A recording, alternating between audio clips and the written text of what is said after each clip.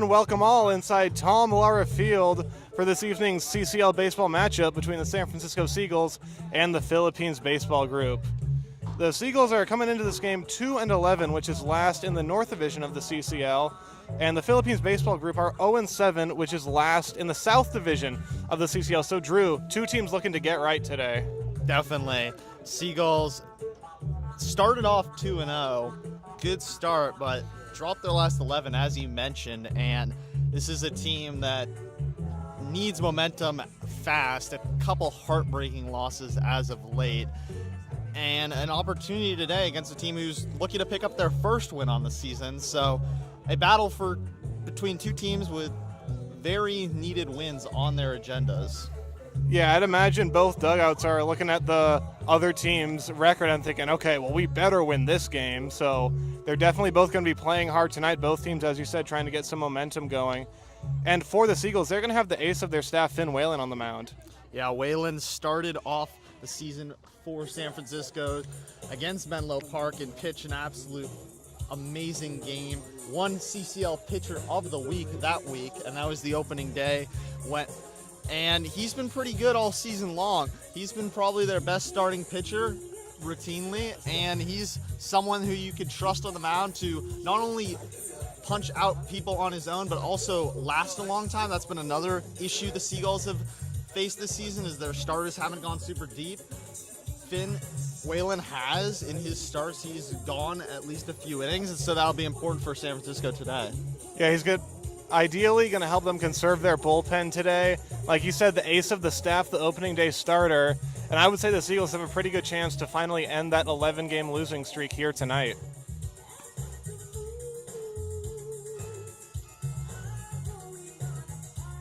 We might as well take a look at the Philippines starting pitcher. They've got Stefano Gonzalez on the mound. He had a 4.91 ERA at Holy Family University out in Philadelphia this spring, and this is going to be his fourth game and second start for the Philippines baseball group, and he's got a 4.82 ERA then. So, Drew, numbers that don't really jump off the page, but still pretty respectable nonetheless. I'd say Gonzalez has been Philippines' best pitcher on the year. A 1.18 whip stands out to me. That's some of the best I've seen on the season for starting pitchers. And so his K numbers aren't the highest, only 4 strikeouts on the year and 9.1 innings pitched. But he's someone that the Seagulls are going to have to swing the bat on and make contact and get on base. This is not someone they can just let pitch around them and draw walks. This is someone they're going to have to hit against and score runs on. And they were hitting the ball pretty hard yesterday against the Walnut Creek Crawdads. The story of the season kind of continued. A lot of line drives that found gloves. They did end up dropping that game by a wide margin. But the Philippines baseball group, their team batting average this year is 164. So this looks to be on paper a pretty good matchup for the Seagulls ace Finn Whalen.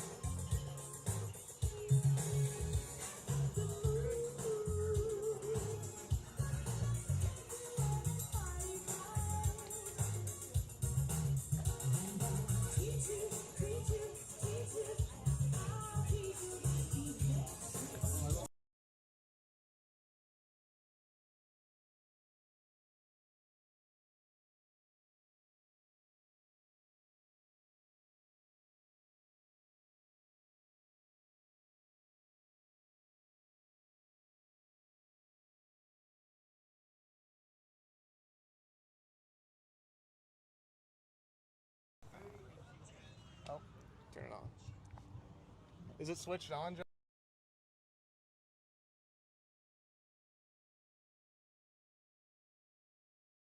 Nope, we're going to be going.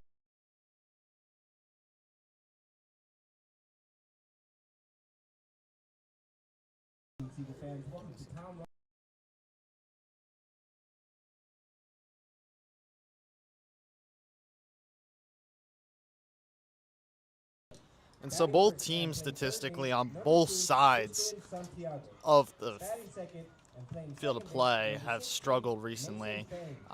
Seagulls on the year in team ERA are 12 of 15, while Philippines Baseball Group is 15 of 15. Seagulls rocking an 8.12 team ERA, Philippines with a 10.13. And then when it goes to the offensive numbers, it's more the same. Team batting average, Philippines also in 15th out of 15th, and Seagulls also in 13th out of 15th. So both teams that are in the lower portion of the CCL, but both teams who are trying to get it going early in the season. Well, there's still a lot more time left in this year, Brennan. Yeah, it is still early. This season runs all the way through the very end of July. So the season isn't over by any means for either team. There's still time to turn things around. These games are still big. And as we mentioned, this is kind of a sort of a get-right matchup for both teams, both at the bottom of the CCL. And this is a big game for both of them, trying to get back on track and snap a couple of lengthy losing streaks. Most definitely. And when you look at the Seagulls lineups for today, it tells a story about kind of how this season's going. Some adjustments made by Mark Cavigula. Most notably to me is Feliciano moving from his normal position at short to second, and then Jake Brewer, who's normally been the third baseman, is moving to short. Yeah, and Sebastian Ultreras also playing third.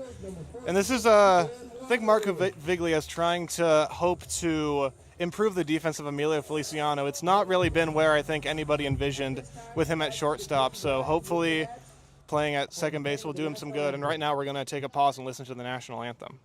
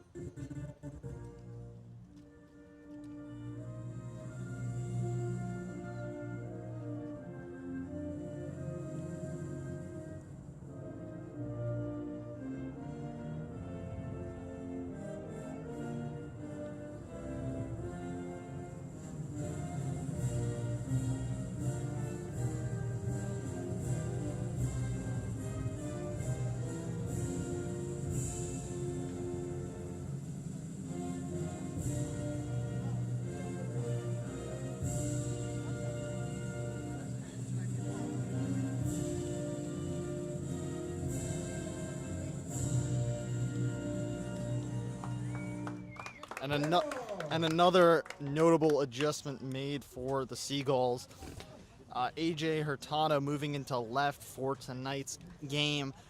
Last night he was at the catching position, his normal position, and what I noticed, and I think many of us noticed, was that the Crawdads last night had a lot of success moving on the base path. A lot of stolen bases early against Hurtado. Not necessarily Hurtado's fault, but an adjustment for the Seagulls, moving him to left, and Marcus Graham behind the dish for San Francisco. Yeah, the Crawdads were running wild yesterday, so making a change behind the plate, Marcus Graham, as you said, in there. Seagulls have quite a few catchers on this roster, so they have a bit of an ability to mix and match there, so hopefully Graham will give them a little more stability behind the plate.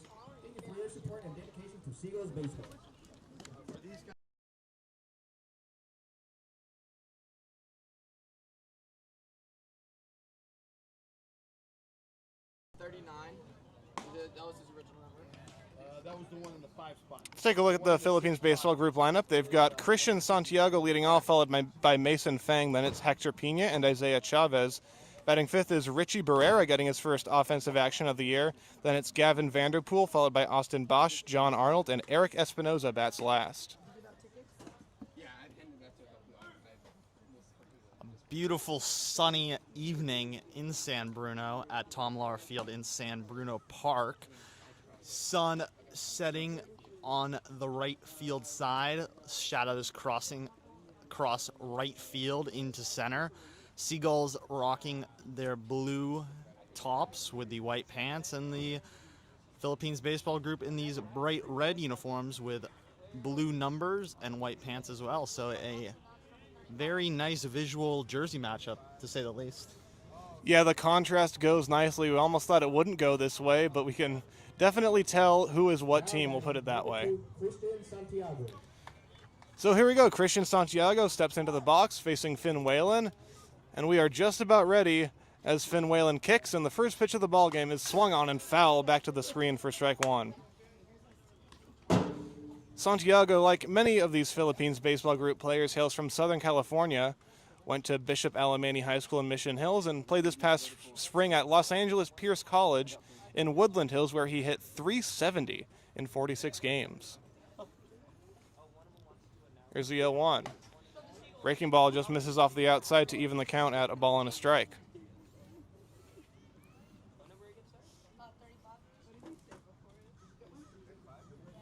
Santiago, kind of that prototypical leadoff hitter, does not have a lot of power, but hits for a high average. 1-1 pitch is smacked the other way, and that's going to get down in front of Hurtado for a leadoff base hit. Patient hitting by Santiago right there. Saw two similar pitches in the high outside portion of the zone. Whalen goes right back to it, and Santiago makes contact with that one and sends it in the left. That's a big swing for him because he came into this game only hitting .174. So now here's Mason Fang, the second baseman today, hitting .286 with PBG this year. First pitch to him here is a breaking ball right down the middle for strike one. Well, if you looked at this game and you thought Philippines, I thought this was the CCL. Well, the Philippines baseball group are an affiliate team, as the 0-1 is in there to make it 0-2. They're an affiliate team, but none of these guys are actually from the Philippines. They're all Filipino-American, most of them hailing from California, mostly Southern California, as well as a few from Hawaii. The 0-2 pitch, right down the middle, strike three called, and Whalen picks up the first out of this ball game. Beautiful breaking ball by Whalen. Crossed up Fang and wasn't able to swing at that pitch that was right down the middle, and easy first out for San Francisco. So now here's Hector Pina batting third today. Santiago at first, and Whalen will check on him, but he gets back safely. Pina played this last spring at Ventura College down in SoCal. Hit .307 with 2 home runs as that one misses down and away to make it 1-1. We'll see how the Seagulls approach runners on the bases. Definitely a point of emphasis for today's game with the troubles last night. So with a runner on, we'll see the approach here. 1-1 pitch, and that's inside, almost hit Pina, has to duck out of the way. And you mentioned Filipino-American baseball players, most notably in the MLB right now, Anthony Volpe. I'm a Red Sox fan, so I'm not exactly a big Volpe fan nonetheless.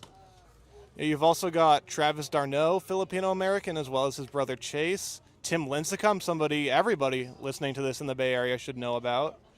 Colton Wong, former second baseman, longtime St. Louis Cardinal. So there are a good amount of Filipino-Americans who've had excellent major league careers. This one misses outside, and Pina will draw a walk. So Whalen pitching in traffic early in this one. The PBG has runners on first and second with 1 out. Not what you want to see from Whalen early. A 4-pitch walk, not the most ideal thing to get in the top of the first inning. Now you have 2 on with only 1 out, so a little bit of trouble early for San Francisco. And now it's the cleanup hitter and catcher, Isaiah Chavez.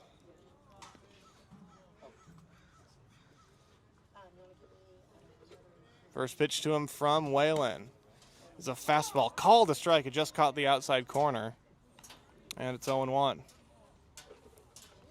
Chavez, one of those natives of Hawaii that I mentioned, he went to Henry Perrine Baldwin High School on the island of Maui. Here's the 0-1. That misses outside, and it's 1-1. Chavez played this past spring at Pierce College in Woodland Hills. There are I could count on 2 hands the number of Philippines baseball group players who went to Pierce College. Anyway, he hit 5 home runs with a .279 average this past spring. Seagulls in a heavy double play shift. Big gap in between short and third. 1-1 pitch, grounded to third. This could be a double play. Ultreris, no, he's just going to go for the 1 out and tag the runner heading to third. So the Seagulls get the lead runner, but they're not out of the woods quite yet. Not a bad play by Ultreris there. Didn't fully panic, a little bit of confusion, but still he got the lead runner out, which is important. And still 2 on with now 2 outs, but could have easily been a double play there. So tough break for San Francisco. It could have been, but it wasn't hit all that hard, so you definitely understand the decision by Ultreris to just get the lead runner. Anyway, here's Richie Barrera, and he swings and misses at the first pitch. This is the first action that Barrera has gotten as a hitter this year. He's a two-way player, as he played this spring at Los Angeles Mission College in Southern California. He's gotten into 2 games on the mound for PBG, but this is his first ever plate appearance this year. Here's the 0-1. Breaking ball. Called strike 2 on the outside corner. Great approach by Whalen, getting ahead in the count early against the guy who has not had an at-bat this year. This is someone who hasn't seen a ton of pitches, so you want to get ahead early. Here's the 0-2. Fastball just missed up and away. A gutsy take by Barrera in an 0-2 count. Now the count moves to 1-2.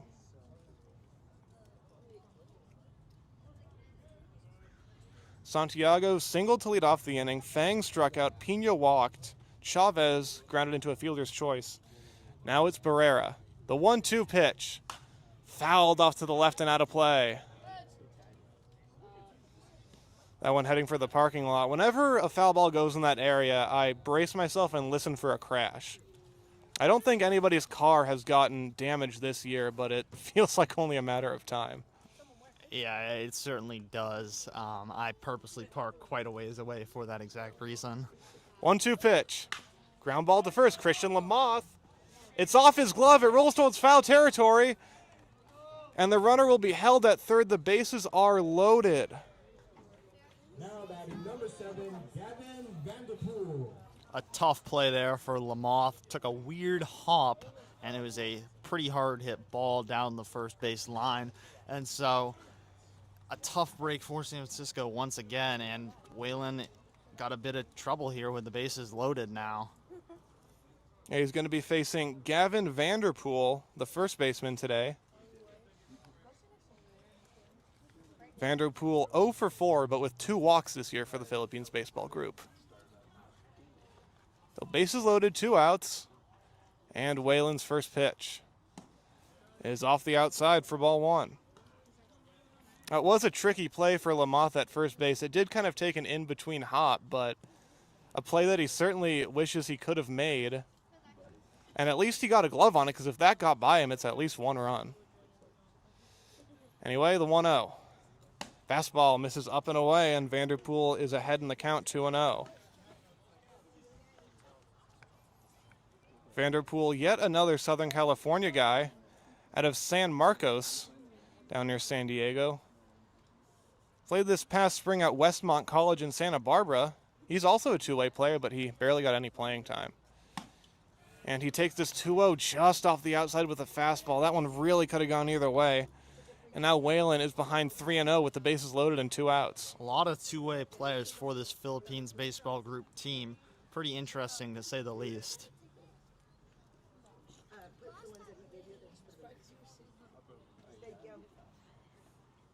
And that's ball 4. Fastball misses way up and away. So after the error extends the inning, Whalen issues a bases loaded walk, and the Philippines baseball group is on the board first. It's 1-0.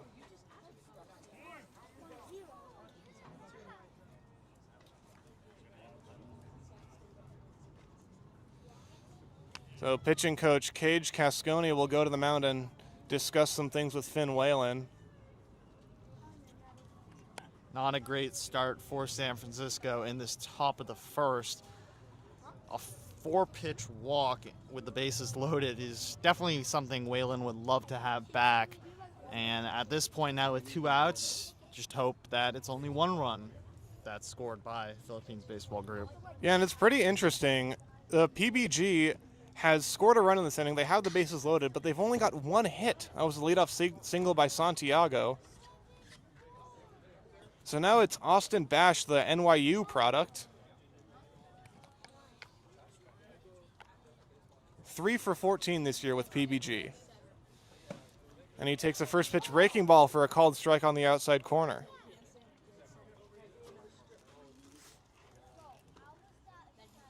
Bash, as I mentioned, played this spring at NYU, but only got 3 at-bats. Had 1 hit, was a double. Here he takes the 0-1 outside off the glove of Graham. Runner coming home, they got a shot at him, and he's not even going to try to score. Excellent recovery there by Mason Graham. Initially, the ball got by him, but he was quick to jump on that one, and Whalen recognized the play to be made at the plate, and really good recovery from San Francisco, which could have easily been a run given up, ends up being the final out of the inning. Yeah, very interesting first inning. We will go to the bottom of the first with the Philippines baseball group ahead 1-0.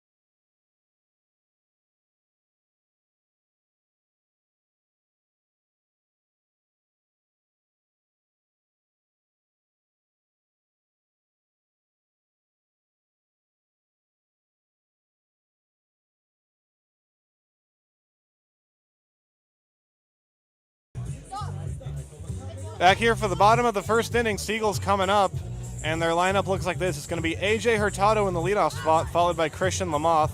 Tanner Wall bats third, then Davis Gurman bats cleanup.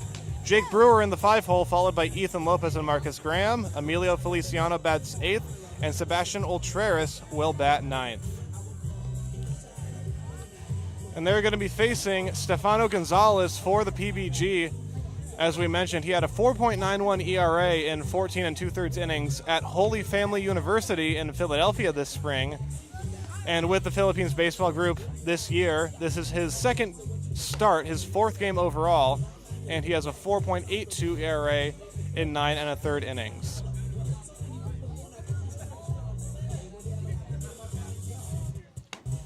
So the practice throw has gone down to second, and A.J. Hurtado is striding up to the plate.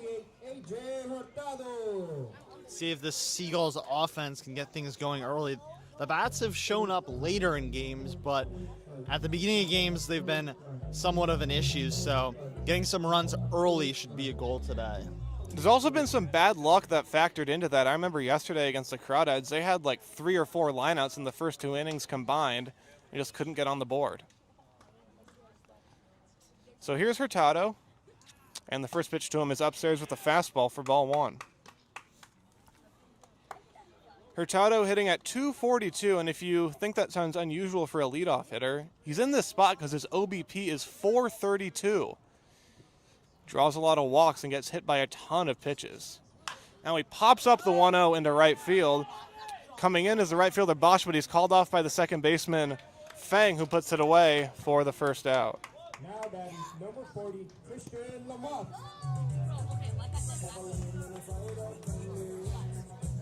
So now here's Lamoth. Another guy who draws a lot of walks. He's hitting 243, but his OBP is 442. He actually has more walks than strikeouts this year. 14 walks to 11 strikeouts.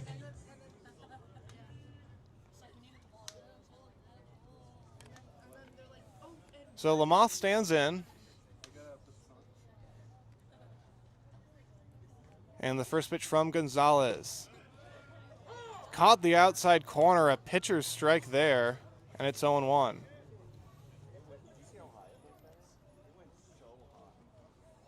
Lamoth has 2 home runs on the year in 37 at-bats. He rips this one to third, and it's off the glove of the third baseman, Santiago. It rolls down the left field line. He kind of slowed it down a little bit, so Lamoth is going to head to second. The throw is not in time. Lamoth went in standing. It turned out to be a bang-bang play, and he just barely was able to run it out. Lamoth's been the best bat for San Francisco all year long, and he shows why they are patient on that one and just sends that one down the third base line. Tough play for Santiago at third.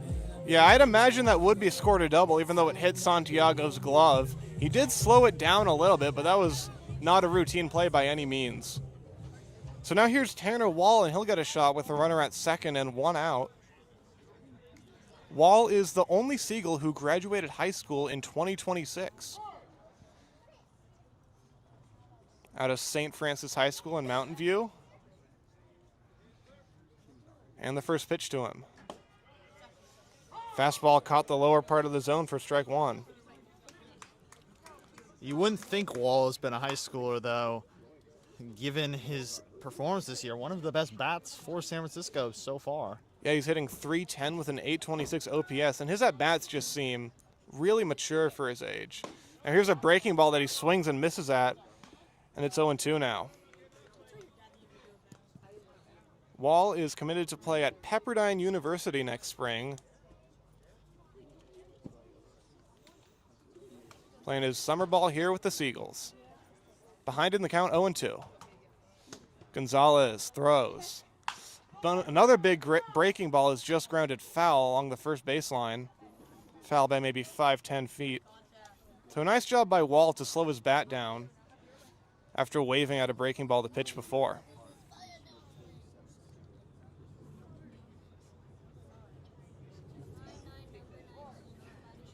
Wall has generally played infield this year for the Seagulls, but he's starting in right field today.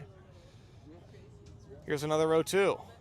Swing on a ground ball to short. Lamoth breaks for third, and it goes right through the shortstop and into center field. Lamoth is coming home. He's going to score without a throw, and Tanner Wall has tied it up in the first. Great piece of hitting from Tanner Wall. Gets behind 0-2 in the count, but battles back, and all of a sudden he's got himself an RBI single. Not sure if that's going to be scoring an error. We've seen all season long that second base bag, shortstop area is taking some funny hops. It's tough play for Arnold at short, but nonetheless, I'd give him a single for that. Yeah, it wasn't a very easy play. As you said, it did take a bad hop. So here's Davis Gurman now. And he checks his swing on the first pitch, but it's a called strike anyway to make it 0-1.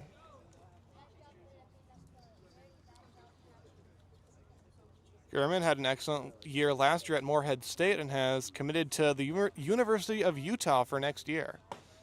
Now this fastball misses inside, so 2 fastballs, and it's 1-1. Gurman, as a Seagull this year, is hitting .318 with a .980 OPS. He's also got 2 home runs. One of those came here, one of them in Alameda. Now the 1-1 is a breaking ball foul back to the screen, 1-2. Wall at first. He can be a threat to run. He stole 13 bases his senior year this year at St. Francis. So 1-2 to Davis Gurman. He taps this one foul. Rolls back to the backstop.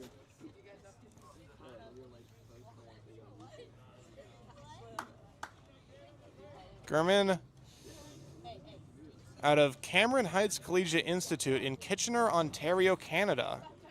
One of 3 international players on the Seagulls roster. This one is lined just foul along the first base line. Wall was on the move with the pitch, and the first baseman, Vanderpool, got pretty close to that one. So that was almost a very unfortunate double play. 2 feet to the left, and I'm pretty sure Tanner Wall scores on that one. He was nearly to second base by the time the ball got to first base and ultimately dropped foul. He easily, if that gets by, could have scored there. Still 1-2. Here it is. Ooh, that just missed off the outside corner. Gurman might not want to take that pitch again, but in any case, it's 2-2. Interesting pitch to take with 2 strikes, but he gets lucky, I'd say. So 2-2 the count. And Gonzalez throws. Foul back to the screen. Gurman's battling here. That looked like another 2-seam fastball just like the last one. So Gonzalez really mixing it up, but Gurman's able to stay alive. If there was not a fence in between us and the field of play, I think that would have taken our heads off. That's why backstops exist. Still 2-2 the count. Here it is. Foul tip. And the catcher Chavez could not get a glove on it. It's hard to tell from our vantage point, but no, that ticked off his glove, so Gurman just barely able to stay alive.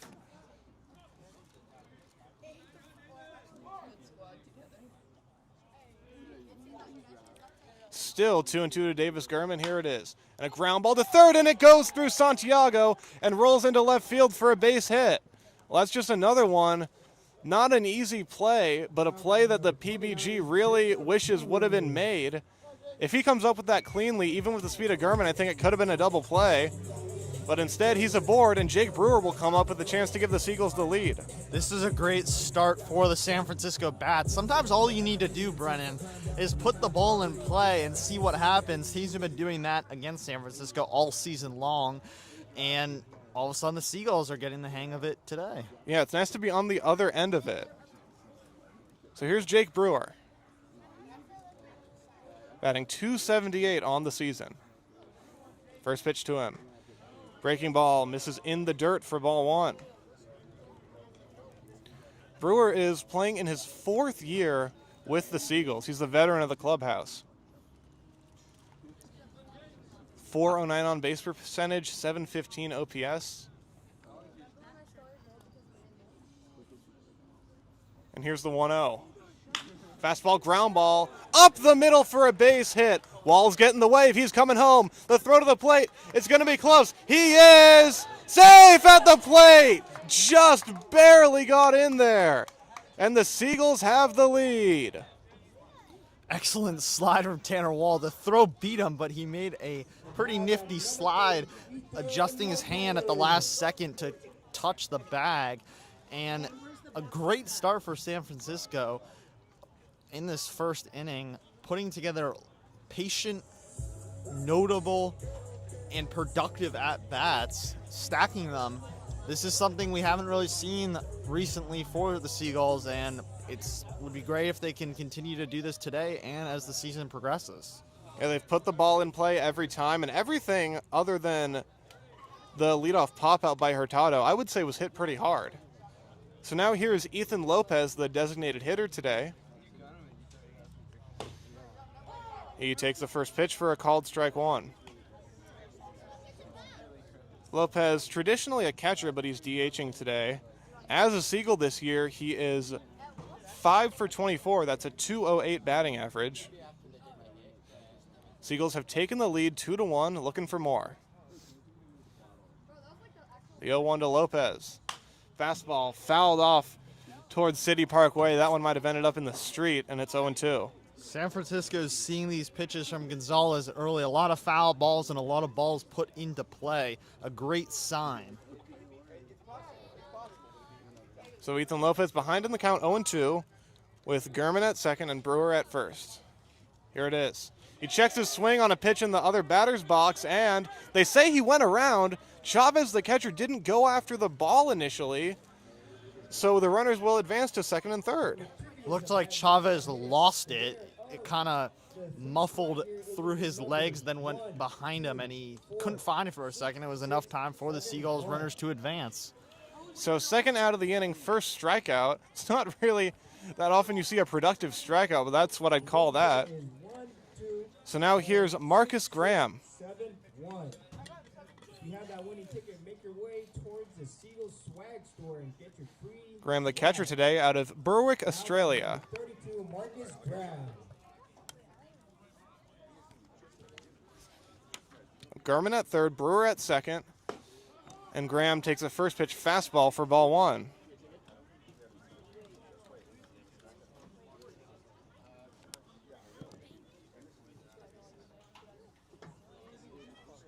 Graham, as a Seagull, is 3 for 29. Still trying to get that swing going.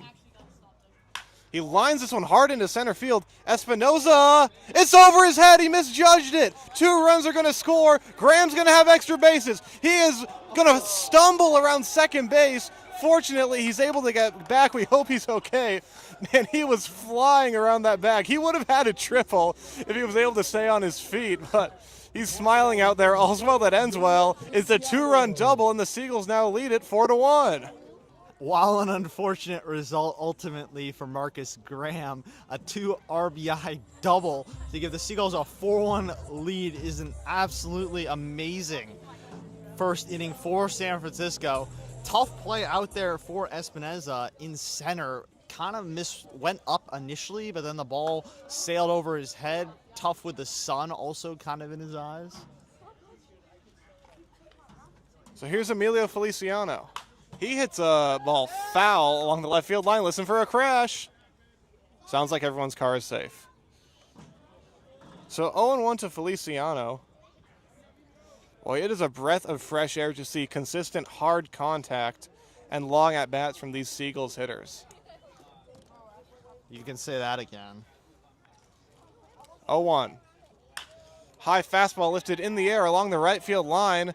Kind of into no man's land. This ball is caught basket style by the right fielder Bosch. A nice play to end this inning. An inning in which the Seagulls scored 4 runs. We will go to the second. Seagulls up 4-1. Seagulls fans, every great athlete has unique strengths. Every great student does too. That's why we're proud to recognize Charles Armstrong School, a Bay Area leader in educating students with dyslexia and related learning differences. Located in Belmont, Charles Armstrong School helps students unlock their potential through research-based, individualized instruction designed to build confidence, skills, and a lifelong success. At Armstrong, students discover that learning differently is a strength, not a limitation. With small class sizes, dedicated teachers, outstanding arts and athletics programs, and a supportive community, students are empowered to thrive both in the classroom and beyond. If you're looking for a school where students are understood, challenged, and celebrated, learn more today at charlesarmstrong.org.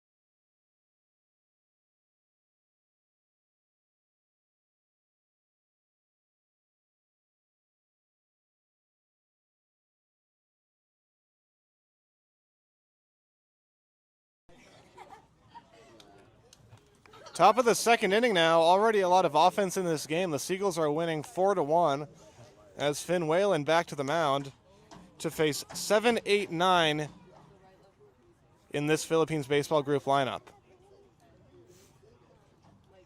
Here is Austin Bash to lead things off. He was at the plate when the runner was thrown out at home trying to advance on a wild pitch as he takes a fastball outside for ball 1.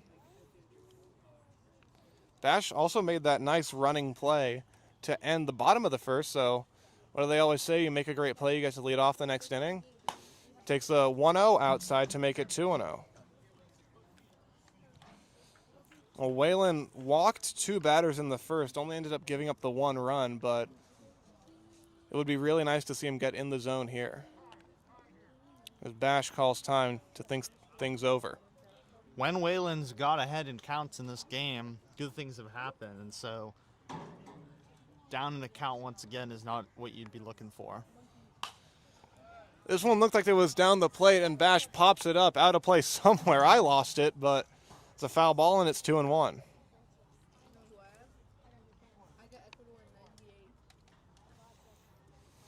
Here's the 2-1.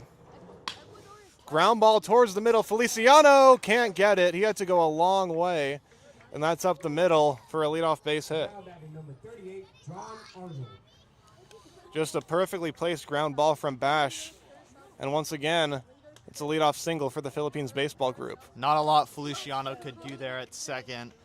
Right through the gap. Made a good effort to try to dive and make the play, but a single for Bash.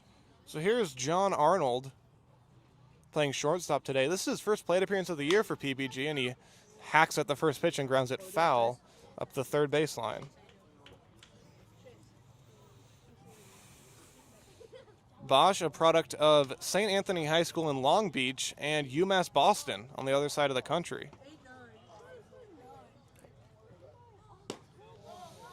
This one is in the dirt to make it 1-1. Arnold didn't get a lot of playing time at UMass Boston this spring. Only got 8 at-bats, but in those 8 at-bats, he racked up 4 hits. Here's the 1-1. Breaking ball swung on and missed. Strike 2. Excellent pitch there from Waylon. Arnold way ahead of that one. Tied him completely up with that breaking ball. Let's see if he tries another one here. On 1-2, Waylon throws. He doesn't, but it misses in the dirt, and the count moves to 2-2. Bosch at first. He's singled to open up the inning. Waylon searching for that first out of the second inning. The 2-2. And he's got it. Swing and a miss at the high fastball. And Arnold strikes out in his first plate appearance of the year. Great job by Finn Waylon bouncing back after that single and punches out the 8-hole hitter. Bottom of the order, you'd like your pitcher to make the outs. Now here's Eric Espinoza, the center fielder and 9-hole hitter. Waylon with a pickoff toss to first, but the runner's back safely. One thing I've noticed about Waylon this year, for the most part, is that even when he's giving up a decent amount of base runners, he still has his strikeout stuff. Definitely. He's someone who's pretty persistent on the mound. First pitch to Espinoza has popped up foul, backing out of play. Espinoza was the center fielder who had the bad read on the double by Graham back in the first that allowed 2 runs to score, and I'm not sure if he would have caught it even if he had a perfect read, but definitely a mistake. This one gets away from Graham, and Bash will get down to second with ease.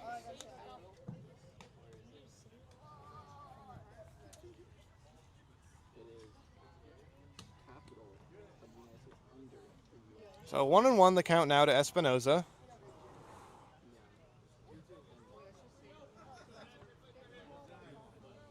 Waylon already up to 32 pitches with only 1 out in the second inning.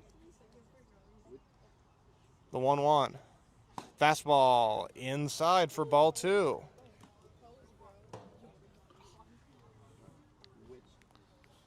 Even while down, Philippines baseball group has done a great job of working Waylon long at bats. The 2-1. Breaking ball cued foul along the first baseline. Now 2-2. Well, we mentioned in the pregame that Waylon usually is able to get through several innings, more so than most of this pitching staff, but if he keeps pitching at this pace, then he might not be in for very long. 2-2 pitch. Fastball lifted in the air to center field. Gurman going back out towards the gap in left center. Looks to have a beat on it, and he makes the catch. Bash stays put at second, and that's the second out.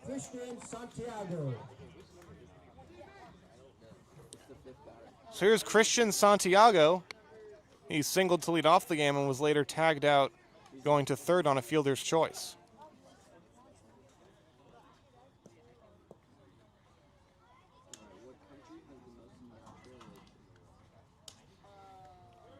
Santiago, after that single, improved to 5 for 24 on the year. Bosch at second, 2 down. Waylon looking to throw up a 0. And the first pitch to Santiago. Swing and a miss, strike 1. Got him to wave at the fastball on the outside corner. I'll tell you this, Brennan. Out of all the visiting teams that have played at San Bruno Park against the Seagulls, I think Philippines Baseball Group might have the largest cheering section. This one gets away, and Bosch will go to third.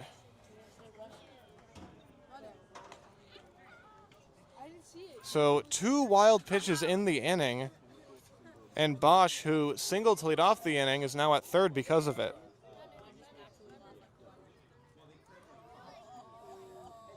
So 1-1 the count.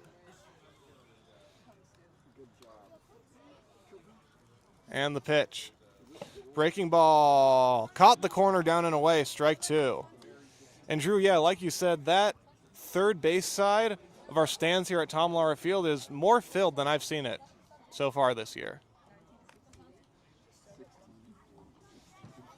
1-2 pitch, swung on and fouled off. Especially interesting to see so many people here cheering on the Philippines Baseball Group because they're in the South Division. They're the only team that the Seagulls play in the South Division this year.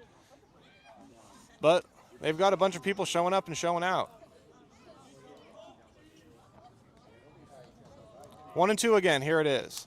Swung on and topped foul at the plate, and it's still 1-2. I will say, San Luis Obispo in the North Division, a northern team geographically, I don't know. Yeah, that doesn't make a lot of sense to me. Every other team in the North Division is, at least every non-affiliate team in the North Division is based in the Bay Area.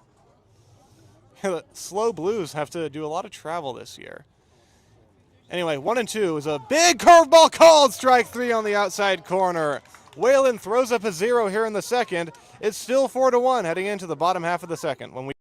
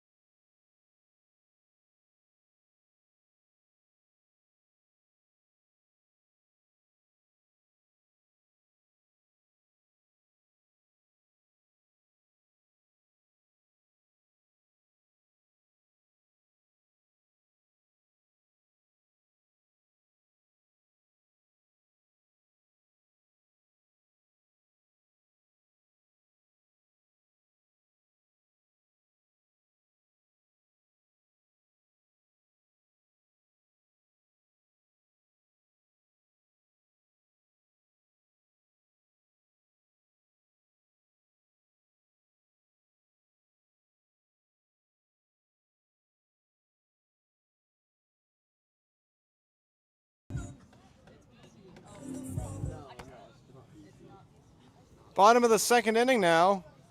After 8 Seagulls came to the plate in that 4-run first, Sebastian Ultrerith, the 9th place hitter, will lead off.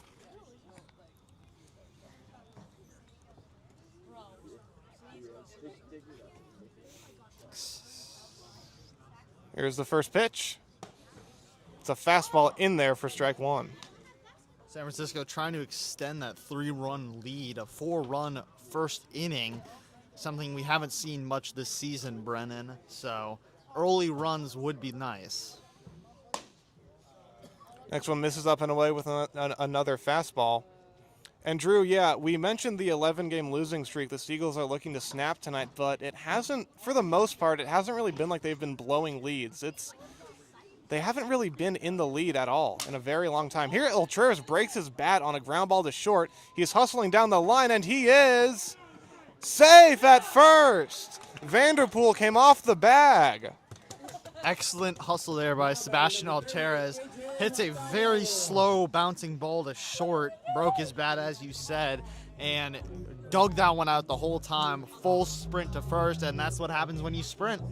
That's why you hustle, precisely. Ultreras showing off his great speed there. And now the lineup card turns over. Here's AJ Hurtado.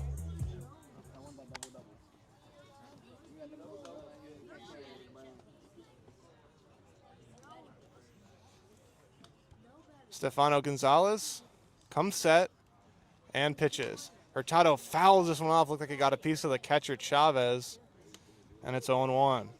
With that single, we have another winning raffle ticket. Well, Hurtado does not have a home run yet this year, but he's got some pop. He hit 8 home runs this spring at Coppin State in 199 plate appearances. He did hit a ball pretty deep down the left field line yesterday that ended up going for a ground rule double. So he does have pop, and we're kind of waiting for him to show it off.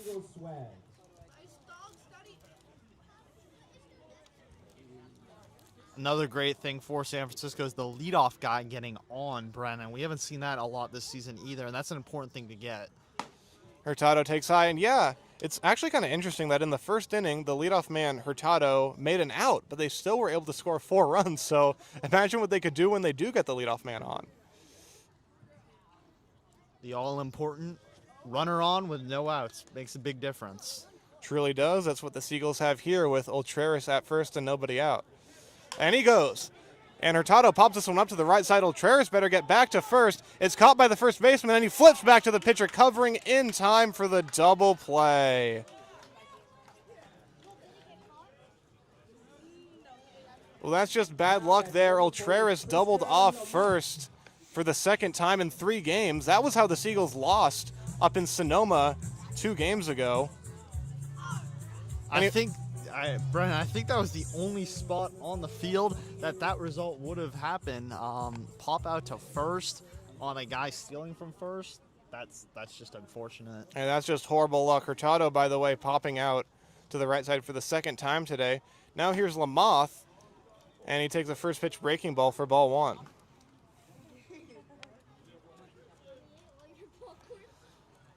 So from 1 on and no outs, we go to no on and 2 outs. Not great. Lamoth takes a breaking ball called a strike on the outside corner.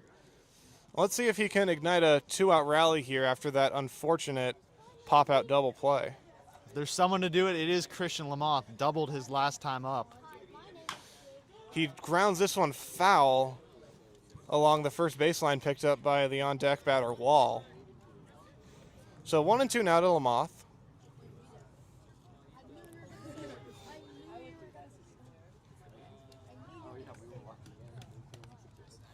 A beautiful evening here. No breeze yet. And sun setting, casting shadows all across the field. Lamoth chops this one towards the middle. Not going to be an easy play for the shortstop. He ranges over and throws on the run in time to get him, and that will end the inning. Seagulls go down 1-2-3 with the help of an unfortunate double play. We will go to the 3rd inning when we come back. Fans, while the Seagulls are keeping the field spotless, who's keeping your home looking its best? For 3 generations, AWC Air Duct and Window Cleaning has been helping Bay Area families see the difference. Family owned and operated since 1946, AWC was founded by Frank Frediani, carried on by his son Ron, and today is proudly operated by Ron, Carol, Joe, and Danielle Frediani. Whether it's crystal clear windows, cleaner air ducts, or helping your home shine from top to bottom, AWC's experienced team delivers quality service with the same values they've built their reputation on for nearly 80 years. Reliability, professionalism, and exceptional customer care. They show up on time, treat your home with respect, and leave it cleaner than they found it.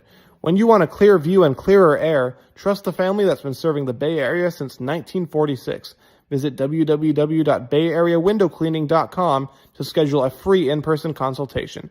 AWC Air Duct and Window Cleaning, 3 generations of service, 1 commitment to excellence.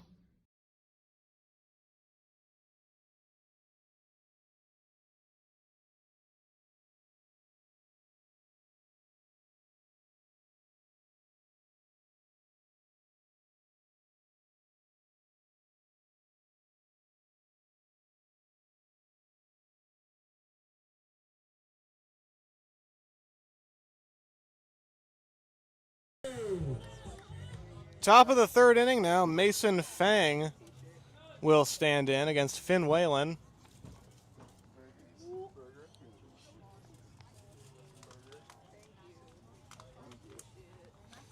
Whalen rocks and fires.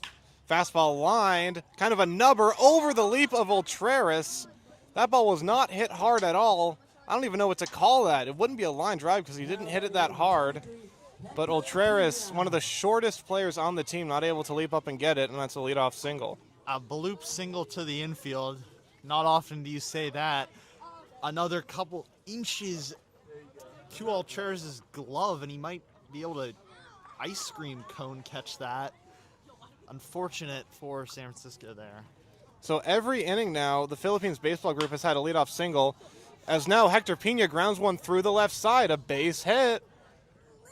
And once again, Finn Whalen will be pitching in traffic with 2 runners on and nobody out. Only 1 run for Philippines baseball group thus far, but they've got traffic in almost actually just every inning so far. They have been successful getting on base, and you'd figure it's only a matter of time before those start to convert into runs, Brennan. Yeah, they've got a runner in scoring position in every inning, and you can only hold a team off for so long pitching in traffic. So it's the cleanup hitter, Isaiah Chavez, at the plate. He shows bunt and gets it down up the third base line. This is a great bunt. Whalen fields it with the glove, throws to first in time to get him. Chavez, the catcher, does not run well, but he does his job and advances the runners with the sac bunt. Excellent bunt there from Chavez. Put it in a spot where Whalen had to make a pretty remarkable play for a pitcher when it comes to fielding. Right down the short third base line in the grass. Whalen kind of fumbled it for a second, but then made a nice play to Lamoth at first. Yeah, pitchers are athletes indeed, and it's really not that often you see the cleanup hitter bunt with 2 on and nobody out. That was the play they called, and now here's Richie Barrera.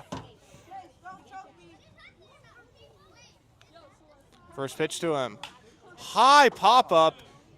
Jake Brewer, the shortstop, goes out into shallow center field and makes the catch. And the runner from third bluffs the tag, but will not go. So, all right, there you go. An unproductive second out. That's exactly what the Seagulls and Whalen would have hoped for. 2 outs that didn't end up converting any runs. They went from 2 on with no outs to 2 on still and now 2 outs. And so San Francisco might get out of this once again. They'll have to get through Gavin Vanderpool to do so. He drew a walk back in the first inning that forced in a run as Whalen misses way outside with the first pitch to him.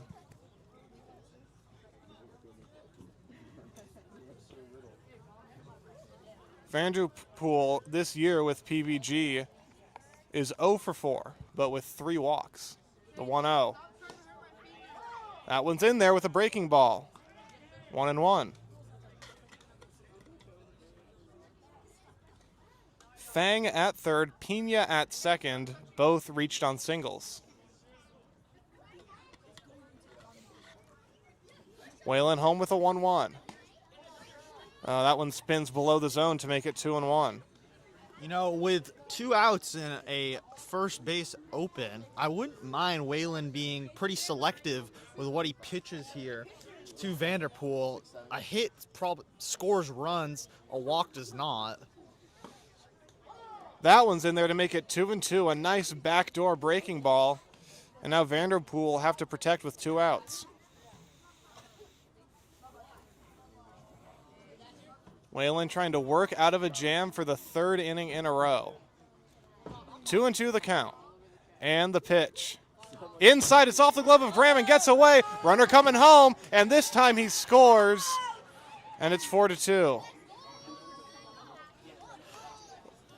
I think I would score that one a passed ball as opposed to a wild pitch.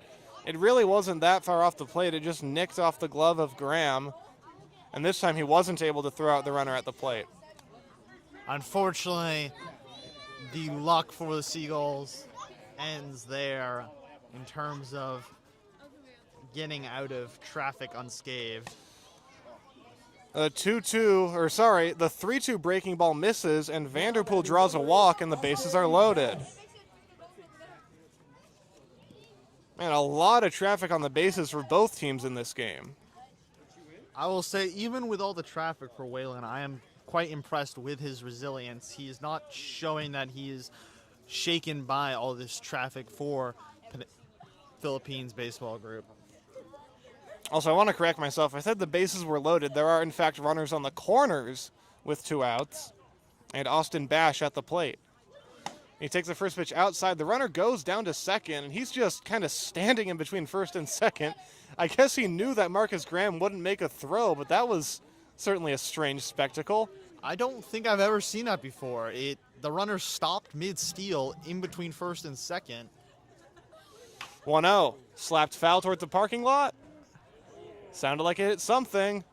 And Graham caught the pitch cleanly, and the runner looked at Graham like, hey, you going to throw me out? And Graham elected not to throw, so the runner just walked to second. The 1-1. Curveball hit down the right field line, hooking and foul. Could have been extra bases if it was a couple yards to the left. Instead, it's 1-2. And we have seen the Seagulls get burned by that play with runners on the corners, and the runner from first goes, the throw down to second, the runner scores. That has happened against the Seagulls this year. 1-2 pitch, fouled off again down the left field line. And Bash is really battling here. You know, when you think about it, I don't actually mind San Francisco electing not to throw the runner at trying to steal second, because with 2 outs and a runner on third, with their errors in the field, outside, 2-2. The risk for a mishap on the reception or throw of the attempted steal could score a run, so you're still safe with 2 outs. Yeah, definitely don't mind playing it safe there. All right, now the 2-2. Breaking ball, fouled off back behind home plate. Bash is really battling here. Whalen's thrown basically every pitch he has at him, and he's just been able to fight them all off. They need to get us helmets in the stands with the amount of foul balls we've seen this game. Yeah, honestly, they are racking them up. 2-2 again.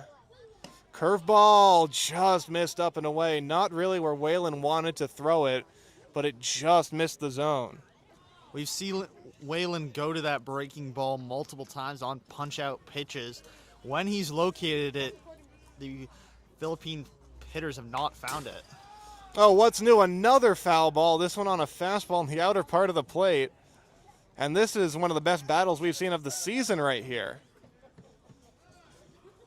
With runners at second and third, that runner at second would be the potential tying run. Another 3-2 pitch. Fly ball to right, should be playable for Wall. He's got it, and Finn Whalen wins the battle, but not before the PBG adds another run. It is 4-2 going into the bottom of the third.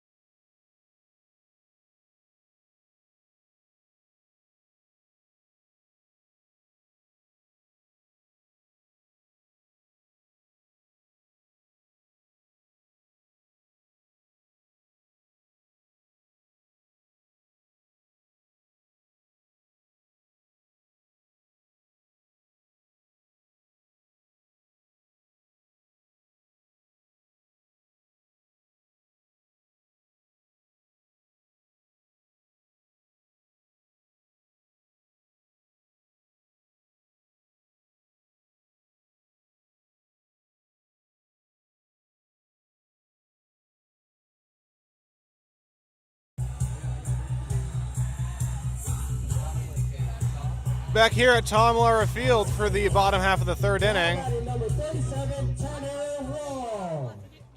And Tanner Wall, the 2026 high school graduate, will lead things off for the Seagulls. Singled and scored a run back in the first. A big single in the first. Fell behind 0-2 and still.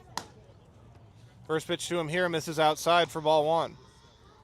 Just giving you folks a quick reminder, make sure you hold on to your raffle tickets. Every time the Seagulls get a hit, we'll be drawing out for the winning number. So want to know the count? Gonzalez throws. Wall pops up a fastball on the infield. Who's going to take it? The first baseman comes racing in, and Vanderpool makes the catch right in front of the pitcher's mound.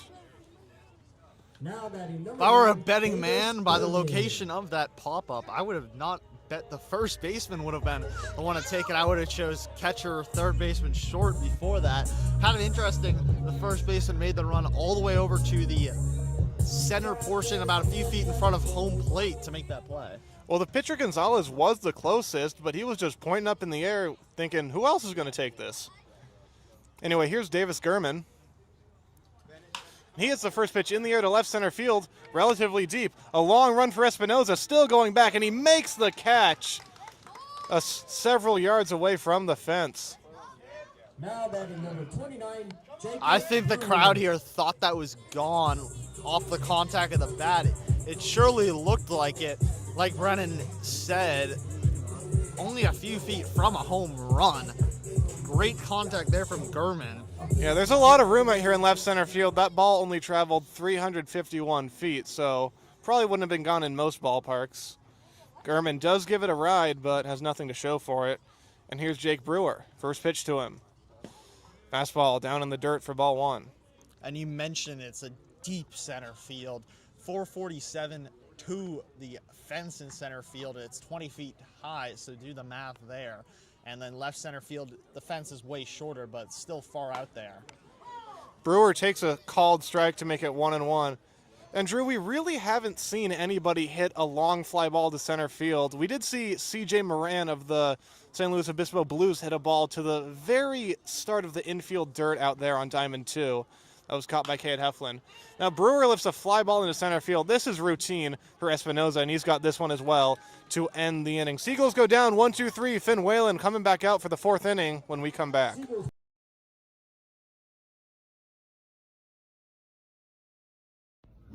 Looking for the perfect ride for your next road trip, away game, or family vacation? Hit the road together with MVNN Motors.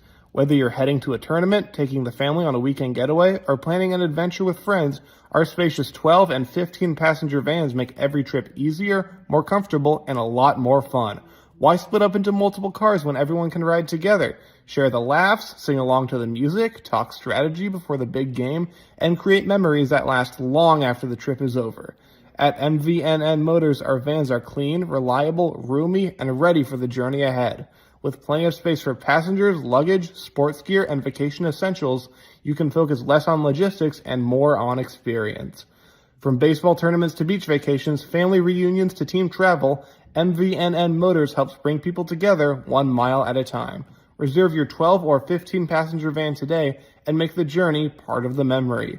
Visit mvnnmotors.com to reserve your family fun vehicle today. MVNN Motors, bringing friends and families closer wherever the road takes you.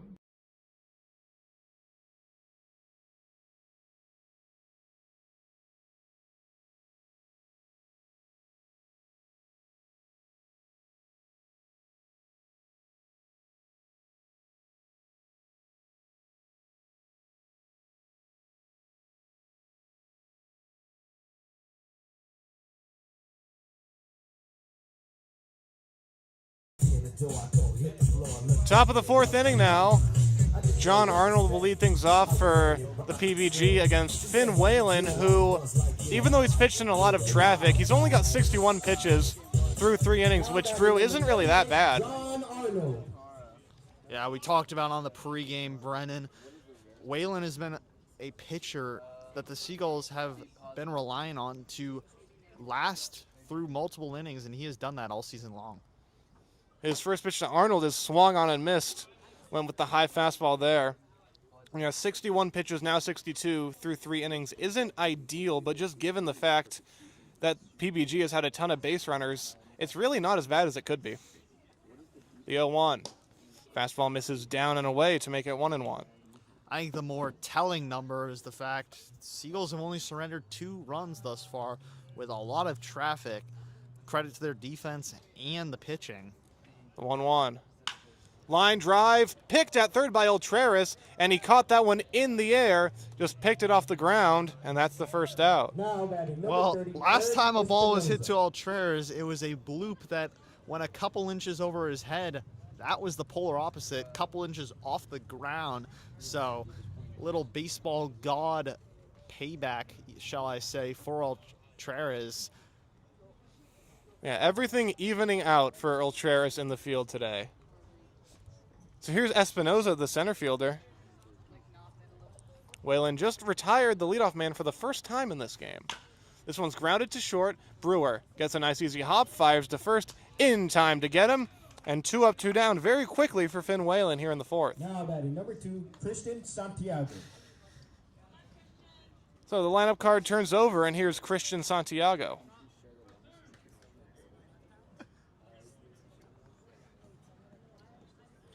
Santiago singled to lead off the game and struck out to end the 2nd inning.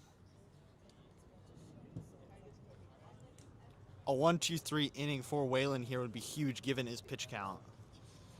Santiago takes strike 1, and I'm not surprised that he didn't swing at that. After getting the first 2 hitters on 3 pitches, it would definitely behoove Santiago and the PBG to have a lengthy at-bat here. Now the 0-1 is lined into left center field, and Santiago's got another hit. This one's going to roll for a little while, and he's going to go for 2. The throw is not going to get him as Santiago goes in standing, and that 1-2-3 inning was not meant to be. Now batting number 16, It's a 2-out double. Fang. I don't know if Hurtado lost the ball in the grass or something out there, but it kind of looked like he took a second to pick it up before he threw it in. Not sure if you saw that, Brennan. Yeah, maybe he didn't think that Santiago was going to go for second, but in any case, he did, and he's standing there with 2 down, and Mason Fang at the plate. First pitch. That's a called strike on the outside corner to make it 0-1.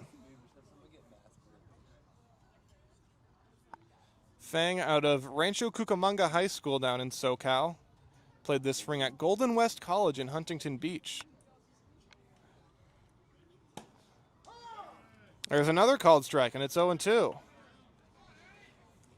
Fang only hit 136 in 22 at-bats this spring, but so far for PBG, he is 3 for 9. But he's behind in the count, 0-2. Here it is. Breaking ball grounded to short. Another chance for Jake Brewer. Throws him out at first, and that'll end the inning. So Finn Whalen, perhaps his easiest inning of the day. Seagulls coming up when we come back.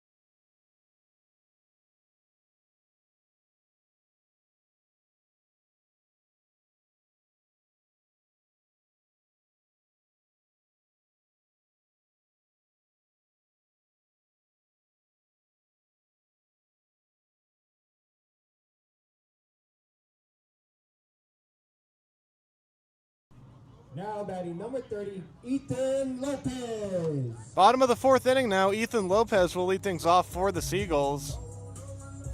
Struck out swinging back in the 1st inning. Lopez now 5 for 25 as a Seagull this year, hitting an even 200. First offering to him from Gonzalez is a breaking ball swung on and missed in the dirt. Strike one. Lopez this spring at College of San Mateo hit .217, no home runs, but the 2025 season at the College of San Mateo was much better. So he grounds this one to the left side. Nice sliding stop by the third baseman on a short hop. He throws out Lopez. Wow. If there was a CCL top plays of the week compilation, I think that would probably make one of the top spots. That was an unbelievable play by Santiago at third base. Stabbed it mid-hop. While going into a slide, too. That was a very difficult play, and he made it look really easy. MLB-esque. So now here's Marcus Graham. As all of a sudden, Gonzalez has set down 6 Seagulls in a row. Yeah, you'd like to see San Francisco rally now after that big first inning. A first pitch fastball to Marcus Graham is called a strike on the outside corner, and I don't know, Drew, in my opinion, that outside part of the plate has been very large in the strike zone today. Yeah, both pitchers have definitely been working it. Graham takes this fastball down low for ball one. And honestly, yeah, maybe the zone is a little big, but as long as it's consistent, that's really all you can ask for in an umpire.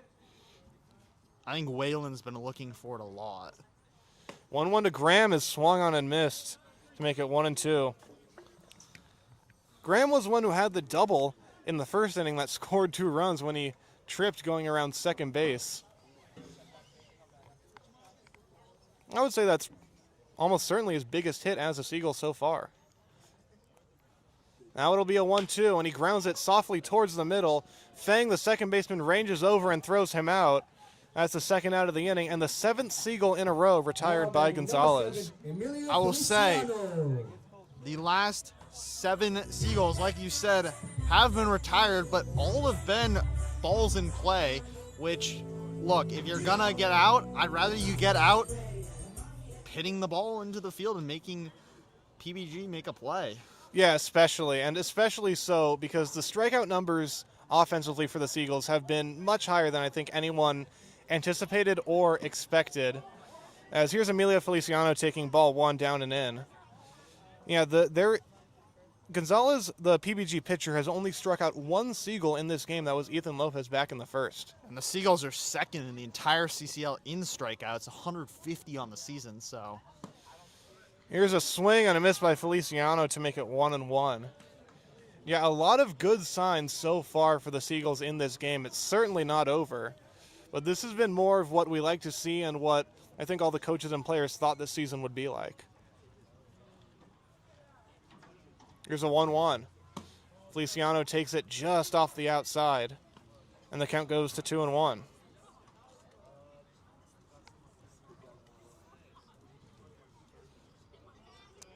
Feliciano, one of 2 Coppin State University products in the Seagulls lineup, the other one being the leadoff hitter Hurtado, as he hits this one in the air to left field, medium deep, ranging toward the line is Pena, and he makes the catch to end the inning.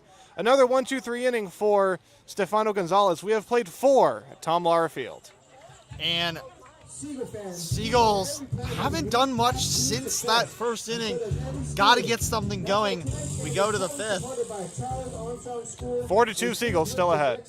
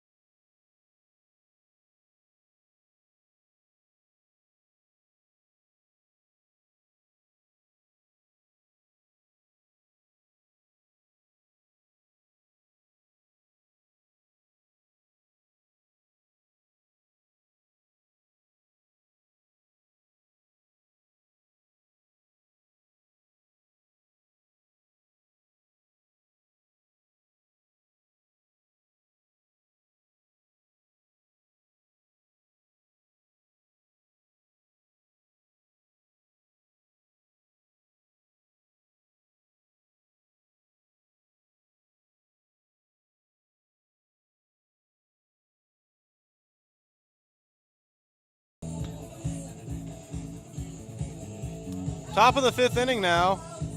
Hector Pina will lead things off for the Philippines baseball group. Gone in on base both times he's been up. Scored his first time he got on base with a walk and then ultimately scored, and then reached third his last time up. So this has been a dangerous man for San Francisco so far in this game. It's definitely big for Whalen to retire him here as Pina swings and misses at the first pitch. Chased one down and in, and it's 0-1.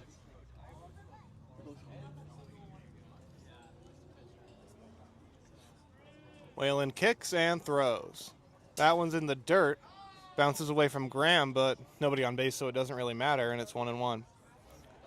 Well, Pina, as I mentioned, played this past spring at Ventura College, and he put together a pretty solid campaign.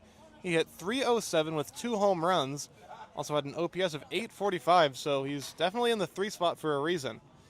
Now the 1-1 is a big looping breaking ball, fielded by Lamoth on a short hop. That ball had some crazy spin on it, but he's able to flip to Whalen in time to retire Pina. Crazy spin is right. Lamoth, you can see the way his legs almost became jello, the way he was confused by the bounce on that ball, but got lucky, bounced right into his chest, and he was able to make a nice play. Yeah, he's had to deal with some really awkward hops today. He had one go off his glove in the first inning, but he was able to corral that one.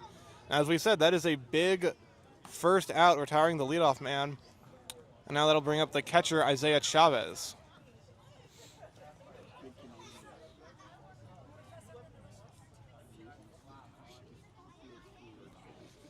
Here's the first pitch, and Chavez takes up and away for ball 1.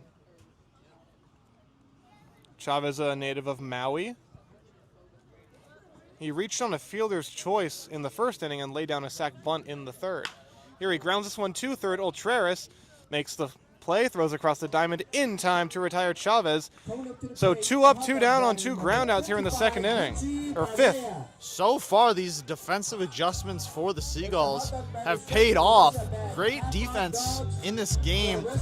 Still a 5th inning, but the way this season's gone defensively, a lot to like from these Seagulls infielders. Oh, it's been beautiful to see, and you really got to give props to Sebastian Ultreras stepping in at third base while Jake Brewer shifts to short and Feliciano to second. He's been really great today. Maybe everyone just needed to move to the right. We'll see how it continues to play out as Richie Barrera will stand in, and he takes ball 1 up and outside from Whalen. Now the 1-0. That one caught the outside corner for strike 1. Barrera playing in his very first game as a hitter for the PBG this year. He's reached on an error and popped out, and he swings and misses at a changeup in the dirt. 1-2 now. You can hear the Seagulls bench love that pitch.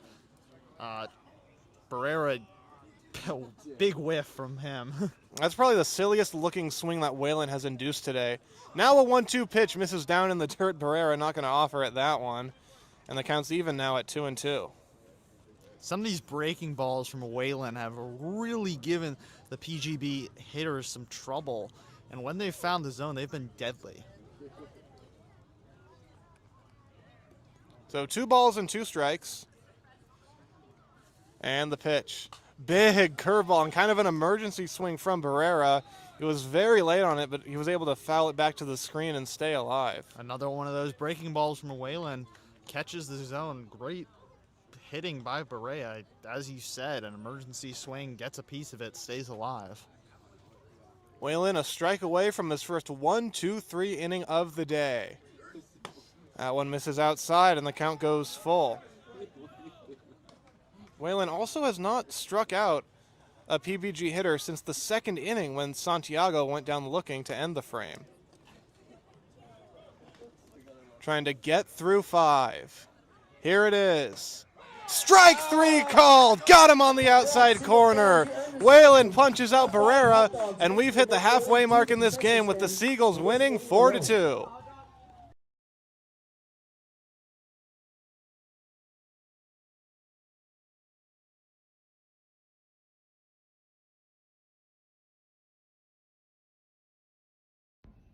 Are aches, pains, or everyday stress keeping you from living? At Aranabar Chiropractic, Gentle and effective chiropractic care isn't just treatment, it's a tradition. Dr. Jorge Aranabar and his team utilize individualized therapies and proven chiropractic techniques designed to help you find lasting pain relief, recover from injury, and achieve total body wellness. Whether you're dealing with back pain, neck pain, sports injuries, or simply looking to improve your quality of life, Aranabar Chiropractic is committed to helping you feel better when you leave than when you arrived. There are many roads to wellness. Let us help you find the one that fits your lifestyle. Visit www.aranabarchiro.com. That's ARANIBARCHIRO.com. Aranabar Chiropractic. Your path to better health starts here.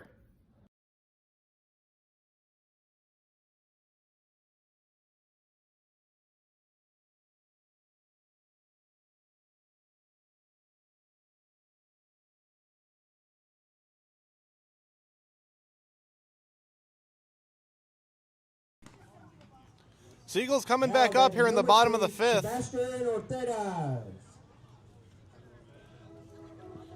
Trying to get some more runs on the board. They have not scored since that 4-run first inning. And you got to give credit to the PPG starter, Stefano Gonzalez. He's set down 8 Seagulls in a row.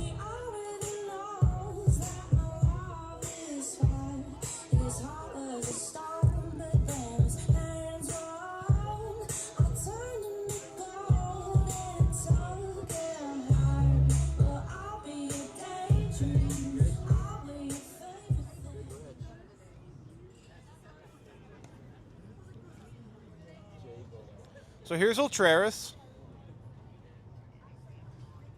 And the first pitch is topped slowly to third, a high chopper, but Santiago gets a very easy bounce, throws it low, but it's dug out by Vanderpool, and Ultreris is retired on the first pitch. Ultreris almost benefited off another hustle play to first. Pretty similar to the last time he got on base. A low throw, he almost beat it, but still sits down, returns to the dugout. Yeah, it's a lot of fun to watch Ultreris run. Now here's AJ Hurtado.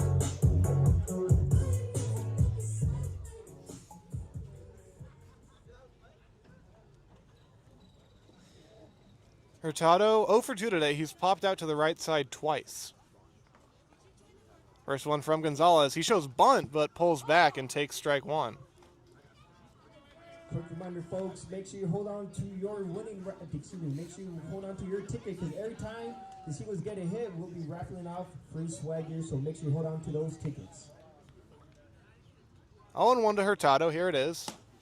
Fastball just missed up and away. And it's 1-1. Well, the sun now almost fully set. You can see all these shadows casting across the field. You wonder if that makes these deep fly balls into the outfield any issues for these outfielders. Now we're going to have to keep an eye on that as Hurtado sends another chopper to third. Gonzalez another chance, throws it across in time. Back-to-back high chop groundouts to third. Makes it 10 in a row now retired by Gonzalez. Santiago has been busy in this one at third base. He's retired 3 himself and made some great plays out there.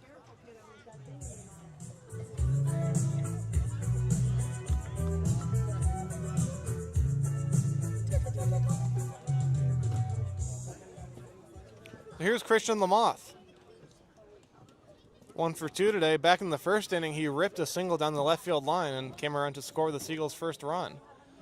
First pitch to him here is lined into left field. Is it going to hang up? No, it's down in front of Pena.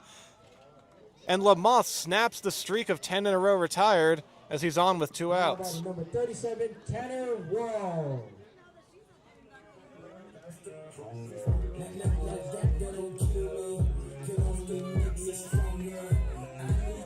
That was a very important hit there for San Francisco.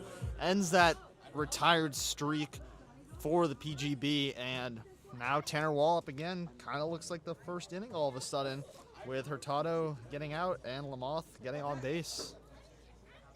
So here's Tanner Wall, and he rips the first pitch, but just foul by maybe 5 feet. down the right field line. All right, fans, make sure you have your Ooh. raffle tickets on hand right now because I just drew the winning Philippines numbers. baseball group is lucky that one went foul. That had a lot of gas on it, and Lamoth was going. He probably would have scored off The winning that. numbers are 1, 2, 4, 6, 6, 5, 2. So 0-1 to Tanner Again, Wall. the winning numbers are 1, 2, 4, Lamoth 6, at 6, first, 2 down. 5, 2. And a pickoff throw to first, but Lamoth back safely. You know what I'd like to see here, Drew?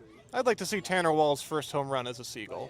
Sure, I mean, that right field wall is pretty shallow, and he's a lefty, so that's his pull area. 0-1 the count. Gonzalez another pickoff throw to first. Lamoth once again back safely.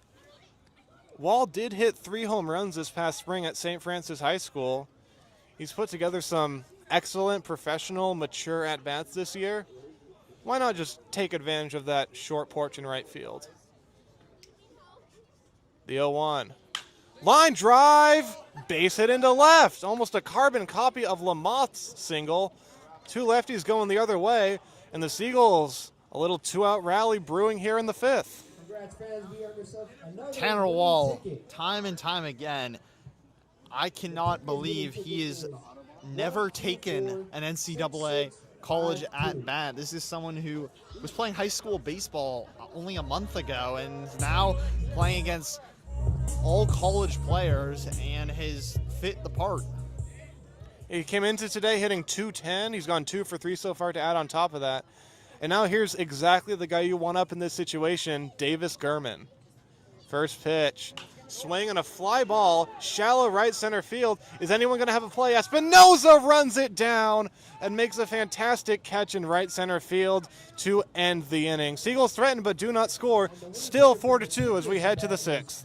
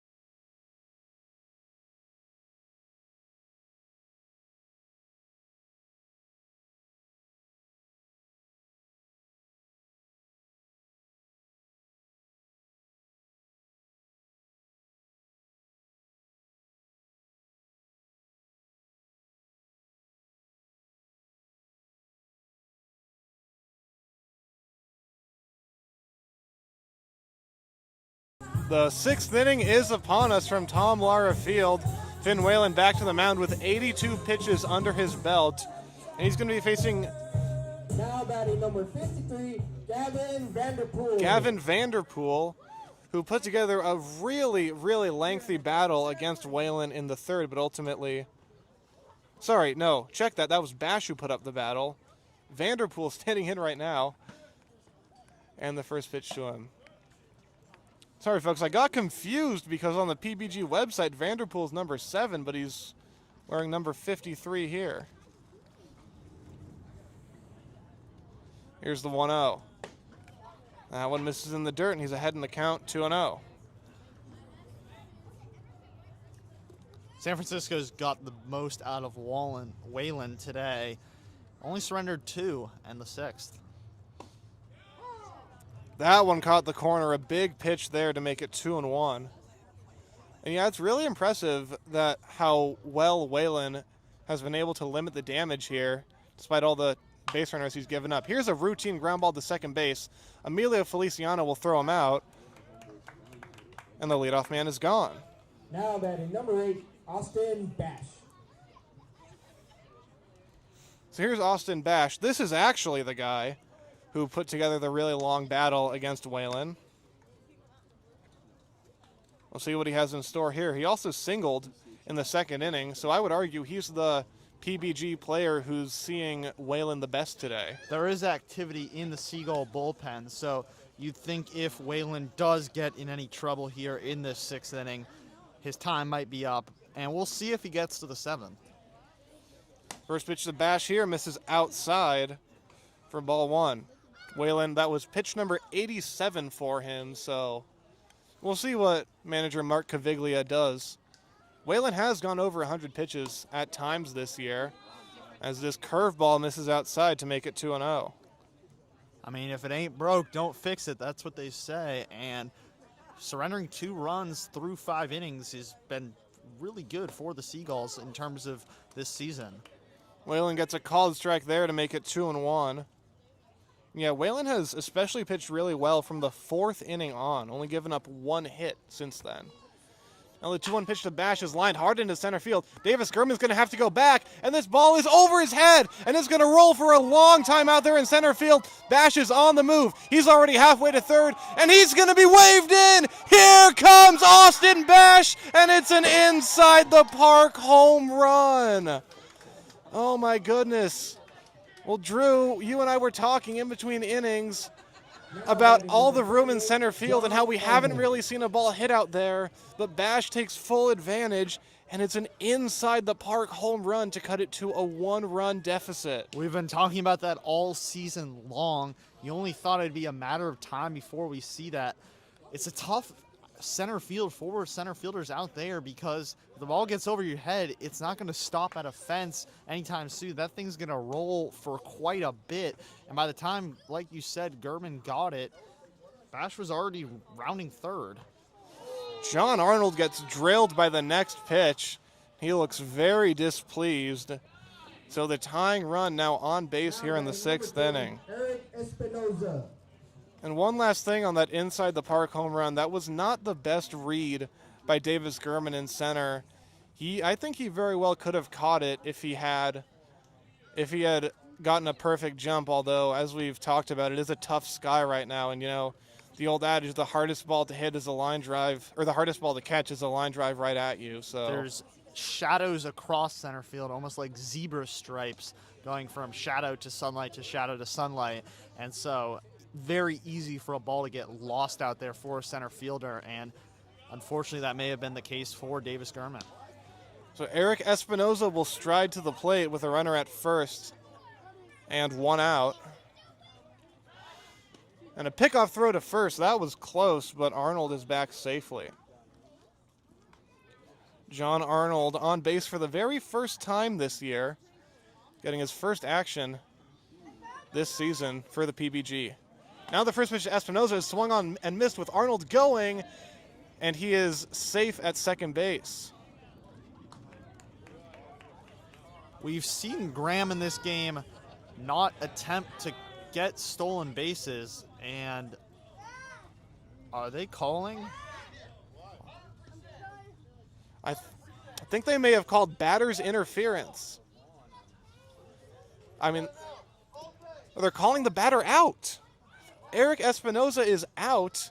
That must have been batter's interference, interfering with the throw. And they've sent Arnold back to first. A huge break for San Francisco. And we've got some arguments from the Philippines bench. Now Mark Caviglia is going to go out and talk to Finn Whalen. That is really not something you see every day. And I think that's a huge momentum swing back towards the Seagulls after the inside the park home run and hit by pitch. You went from a runner in scoring position with only 1 out to now 2 outs and the runner back to first. That's a big deal, and looks like Whalen's day is over. Still a great start from him. Yeah, he goes 5 2/3, giving up 3 runs. And Ted Tesaurus is going to come in to replace him.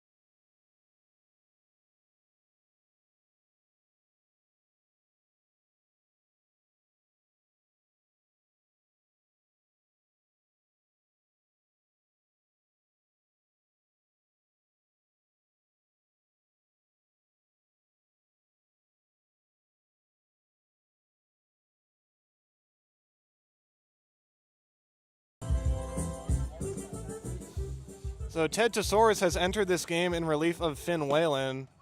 Tesaurus, a native of Las Vegas, is coming into his 4th game with the Seagulls this year. He's got a 6.23 ERA in 8 2/3 innings.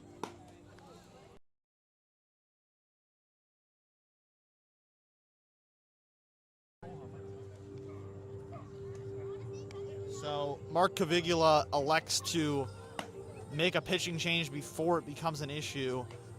Not a terrible decision given the lead the Seagulls have, want to keep that lead, and so relief, and they'll go to the bullpen. Yeah, Caviglia playing matchups here, bringing in the lefty Tesaurus to face the lefty Santiago.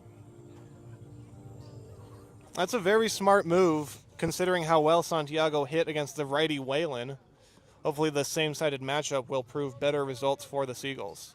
Santiago has a double and a single in this game, seeing it well off Whalen, so like you said, probably a smart decision to bring in the relief at this point. Runner goes on the first pitch, and a ground ball out in front of the plate. It's going to be Graham, who fields it with the bare hand and throws out Santiago to end the inning. So that was easy. Tesaurus retires Santiago on 1 pitch. We will go to the bottom of the 6th, 4-3 Seagulls.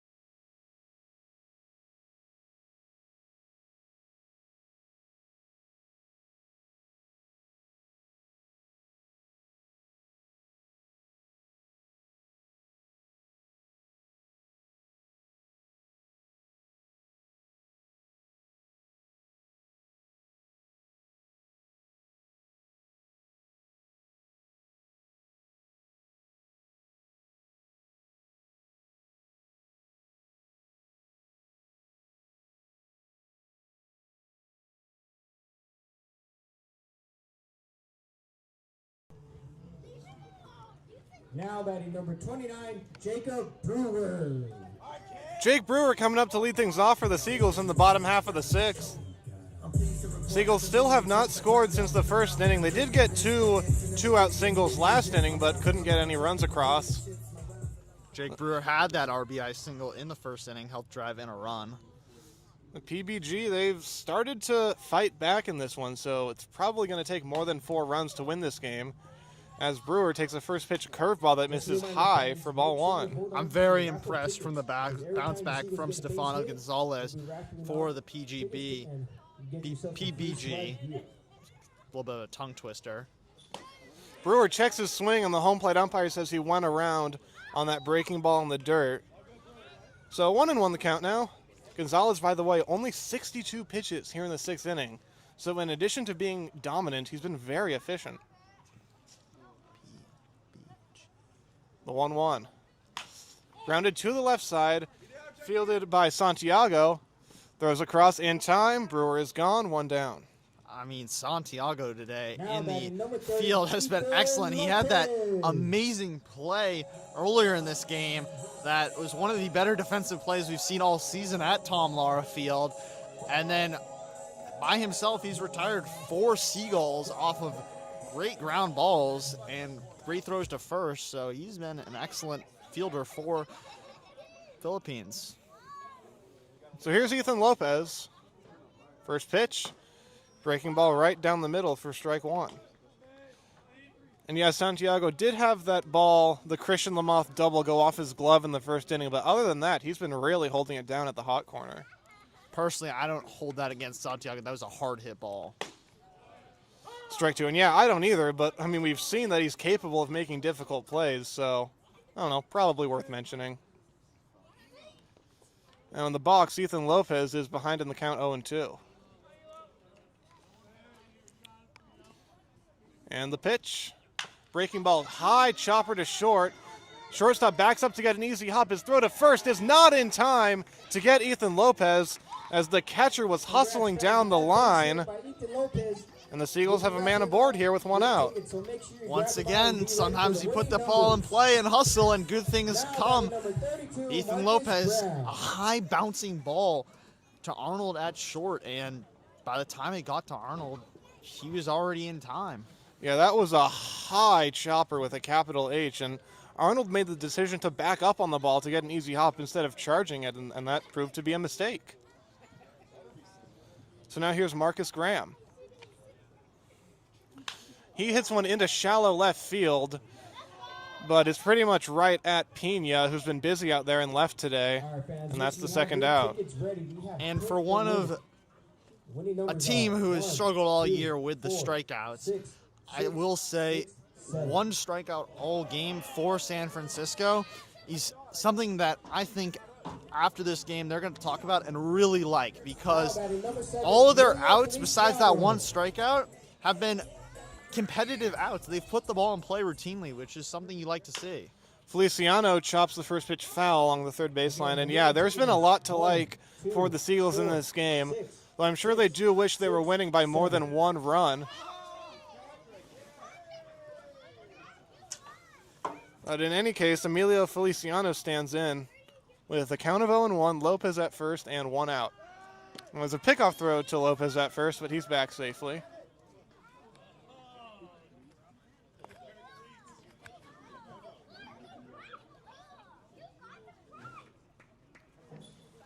Another pickoff throw, Lopez again back safely, and man, pitchers in the CCL, man, they really like picking off. I've found myself thinking a couple times that I wish they had the pickoff limitations here that they do in MLB.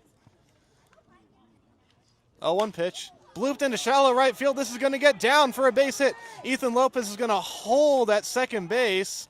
And once again, the Seagulls have two men on with two men out. If you're Emilio Feliciano, that one's got to feel great. He's been in a bit of a slump as of late, and a big two-out single from him.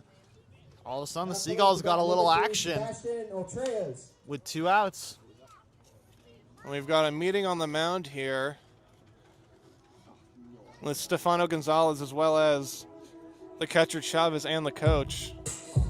When this meeting is over, Sebastian Ultreras will come up with 2 on and 2 outs. And it's been a frustrating season so far for Ultreras. He's 1 for 18, but I think a lot of that's been bad luck. We've seen a lot of balls in play and a lot of hard hit balls in play that just haven't turned into hits. And he will be seeing Gonzalez for the 3rd time in this game.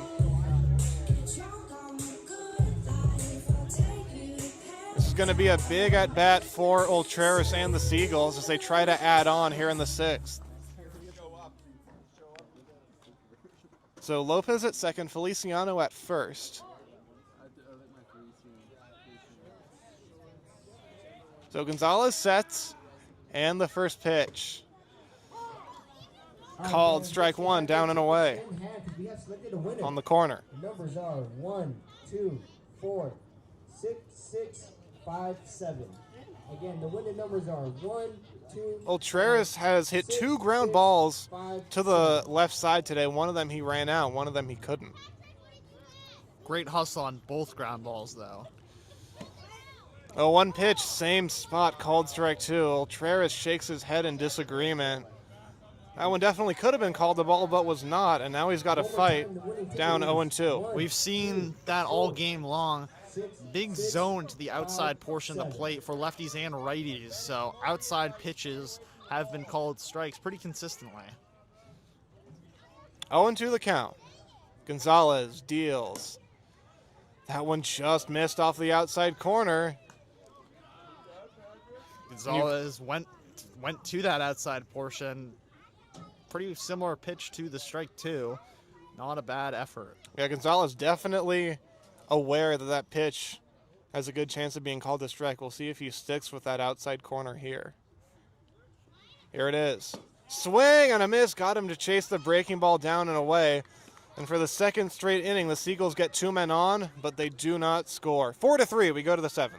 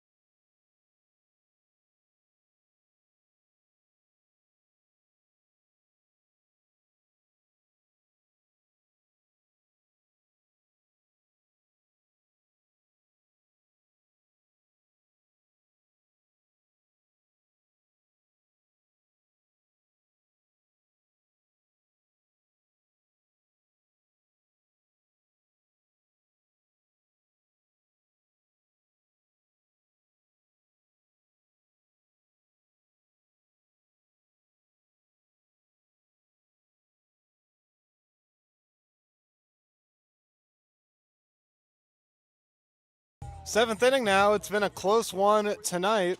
Seagulls on top of the Philippines baseball group 4-3. Seagulls scored all 4 runs in the first inning. The PBG picked up 1 in the first, 1 in the third, and 1 in the 6th. So they've been slowly inching their way back, and it kind of feels like 4 runs might not be enough tonight for the Seagulls.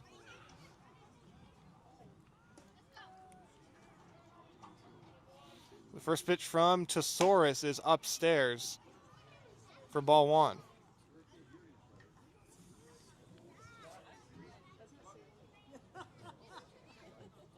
Here's the 1-0. One misses down in the dirt, and he's behind in the count 2-0. Tesaurus came in with 2 outs in the 6th and retired Santiago on 1 pitch.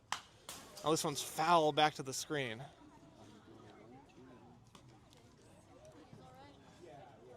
This is a pinch hitter, by the way. Ajani Reister is hitting for Mason Fang. So Reister ahead in the count 2-1. Tesaurus throws, and that one's down and in to make it 3-1.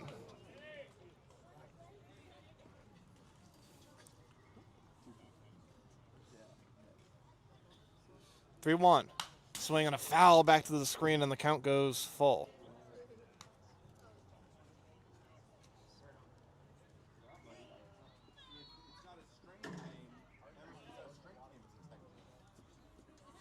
Reister hitting .417 for the PBG this year. And he lifts a 3-2 into right field. Should be routine for Tanner Wall. And he's got it, 1 down. 2 face for Tesaurus, 2 out. So far in relief, he's been productive. And he's going to hope to keep it going here against Hector Pina, the left fielder, who so far today has walked, singled, and grounded out. Lefty versus righty. Tesaurus throws. Pina takes strike 1. Fastball at 87 miles an hour. Really like that location on that fastball for Tesaurus. Put it inside, basically caught. This one's fouled off, backing out of play towards the bathrooms here at San Bruno Park. So 0-2 the count to Pina.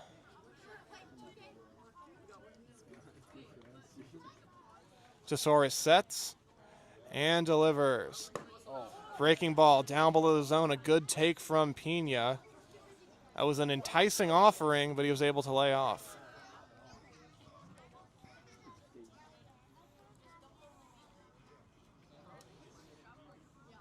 1-2.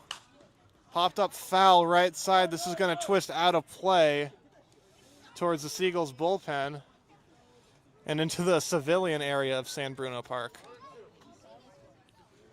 The shadows now have almost fully engulfed the entire field. Sun is pretty much set completely, and temperatures begun to drop here a little bit. And it's starting to get a bit chilly here in San Bruno. We haven't had very many freezing nights here, but I'm sure we will have a few before the season's over. Anyway, here's the 1-2, and it's a check swing. Did he go? Yes, he did, says the first base umpire. And Pena is retired. The Seagulls roar from the dugout. They are chomping at the bit to end this losing streak. They are 7 outs away from doing so.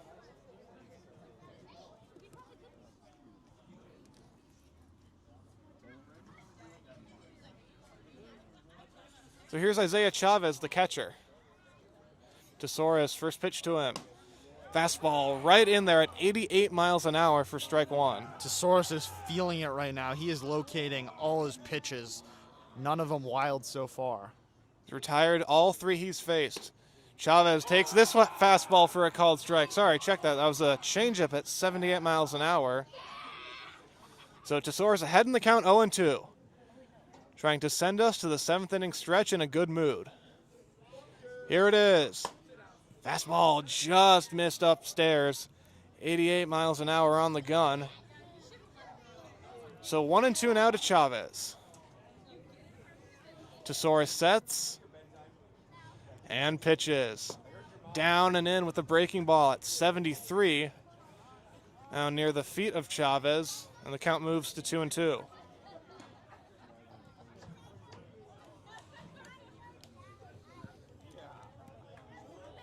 Now Tesaurus with the 2-2 pitch. Just missed below the zone with a fastball at 87. That really could have gone either way, but now the count goes full. Still liking the locations, even on these balls from Tesaurus. Payoff pitch. Upstairs with the fastball, and after going down 0-2, Chavez works a 2-out walk. Reminder, folks, if he does strike out on this at bat, there'll be half off hot dogs the rest of this inning.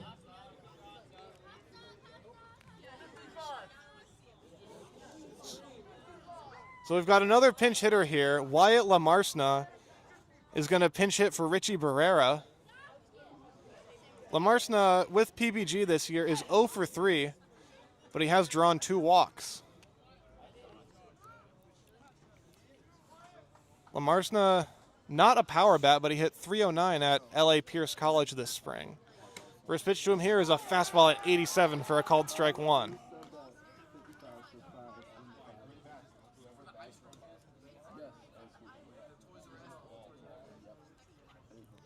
So 0-1 to Lamarsna. And he fouls this one off the mask of the catcher, Graham. And it's 0-2 now. Tesaurus has done a great job getting ahead in all of these batters he's faced. Tesaurus was ahead in the count 0-2 to Chavez, but he ended up working a walk. He currently stands on first base with 2 down here in the top of the 7th. Tesaurus comes set. And he throws. Curveball popped up foul. Backing out of play. That probably got a little bit more plate than Tesaurus would have wanted. But Lamarsna wasn't quite ready for it. So still 0-2 to Lamarsna. Tesaurus throws. Lifted foul off to the right again. And the PBG hitter's doing a really nice job of battling here with 2 outs. They're battling. All these pitches from Tesaurus are competitive pitches. Even the balls are just outside. And so he is really attacking this strike zone. 0-2 again. In the air, right center field. Should be playable for Gurman. He's there, and he's got it. We will stretch at Tom Lara Field with the Seagulls ahead 4-3.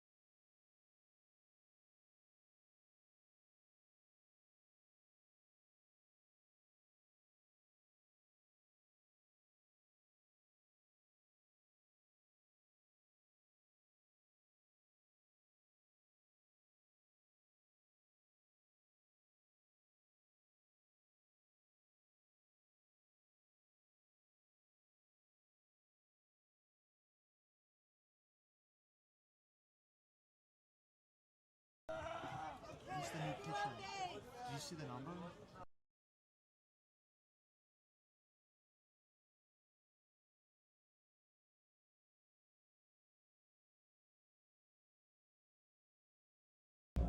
Into the bottom of the 7th we go. Back to the top of the order for AJ Hurtado.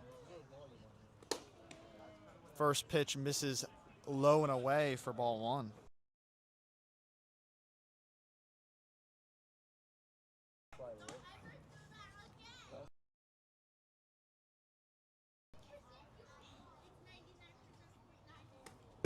The 1-0 misses low again.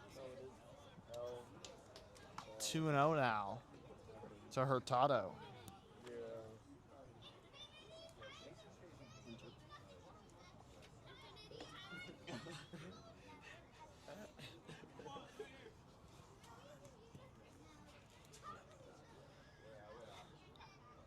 The 1-1 pitch misses high. 2-1 now. Last one was called a foul tip by the home plate umpire. In for relief for Philippines baseball group is Ronan Nuguay.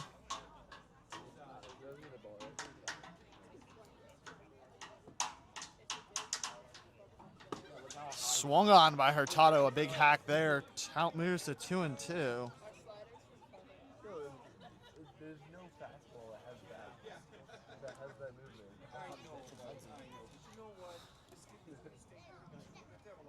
Nuguay has pitched 5 innings this season for PBG. The 2-2 pitch, fouled off by Hurtado, stays alive. In those 5 innings, an 18 ERA, but a 3.40 whip.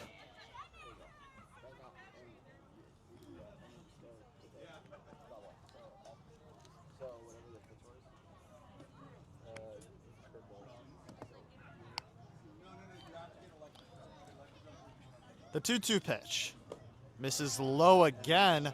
Count moves to full, 3-2. Hurtado battling in this bottom of the 7th.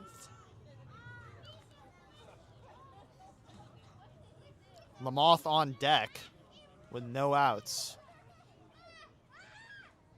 The pitch sent into left by Hurtado. It's down the left field line into foul territory. And Hurtado's into second base with a stand-up leadoff double. Now make sure you hold on to those tickets, folks, because after that hit, we'll be raffling off. The second double down the left field line in as many days for AJ Hurtado. His swing is really looking like it's starting to come together. He's been getting on base, but it would be huge if he can add a bunch of hits on top of that. Make sure you have those tickets ready because we have selected the winning tickets. Just as we mentioned, the Seagulls are probably going to need more than 4 runs to win tonight. They're well on their way here in this 7th inning.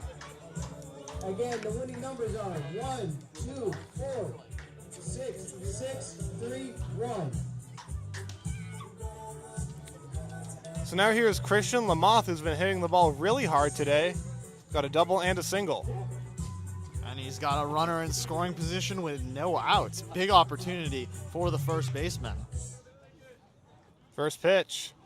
Down in the dirt and a good block by Chavez. Keeps Hurtado at second base. Again, the winning number is 1, 2, 4, 6, 6, 3, 1. Want to know the count? Ronan Nuguay sets and delivers. Lamoth takes, down low again, ball 2. Lamoth's been very disciplined at the plate all season long. Has drawn more walks than strikeouts, 14-12. That's always super impressive when you see that in somebody's stat line. Ahead in the count, 2-0. Nuguay throws. Lamoth checks his swing. They say he went around. I really don't think he did, but it's 2-1. This is the second time this year, Drew, that Christian Lamoth has been called for a swing on a pitch he absolutely did not swing at. Yeah, we had late in a game earlier this season a controversial call similar to the one we just saw. 2-1 now. And he takes ball 3 down and in. And this is a familiar sight. Christian Lamoth in a favorable hitter's count. It's 3-1.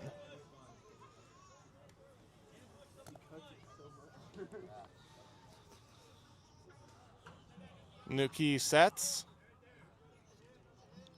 and delivers. Swinging a little bloop into shallow left field. This is going to get down. Hurtado's going to be held up at third by Mark Caviglia. A wise decision with nobody out. And the Seagulls have their best scoring opportunities since the first inning. Runners at the corners and nobody out. Not only is no one out, Lamoth just got on with that single, and now it's Tanner Wall and then Davis Gurman. 3 big bats in a row for San Francisco. A big opportunity to add on to this lead. Great piece of hitting from Christian Lamoth. We talk about this all season long. He's very disciplined at the plate. 14 walks, 11 strikeouts, and he really makes pitchers work for it. And when he sees his pitch, he lets it rip. Yeah, he's let it rip 3 times today. 3 hits for Lamoth. And now here's Tanner Wall. He takes the first pitch on the corner, 80 miles an hour for strike 1. Fans, make sure you have your tickets ready because we have selected a winner. The winning numbers are. And so Stefano Gonzalez coming out of this game is allowed the Seagulls to have some more life here. Yeah, they're jumping on the new pitcher, Nuki, who delivers an 0-1. While his little dribbler out in front of the plate, Hurtado will stay at third. Nuki off the mound, throws to first. It's wide, and it pulls the first baseman off the bag. Vanderpool was able to snag that ball, even though his foot came off the bag, so the runners hold, and the bases are loaded with nobody out for Davis Gurman. An accidental, extremely successful sack bunt, kind of, for Tanner Wall. Very shallow contact for him, and he hits it only a couple feet, but that was enough to stay in fair territory and advance Lamoth to second, and a tough play for Nuki at first, and all of a sudden bases are juiced with no outs. And they've got the absolute perfect man for this situation at the plate, Davis Gurman. 1 for 3 today, but on the season coming into this game, was hitting .318 with a .980 OPS. 2 home runs as well. Not a lot of wind in the air tonight. However, if he gets a hold of one to left field is not that deep. Now, he does have a home run in this ballpark this year, plus another one in Alameda. He and Christian Lamoth, the only Seagulls with 2 home runs this year. PBG playing the infield in. Nuki delivers. Gurman hits a high pop-up foul backing out of play off to the left. And it sounded like it hit concrete in the parking lot. I am always so stressed out when a foul ball goes that way. Maybe I should stop parking there.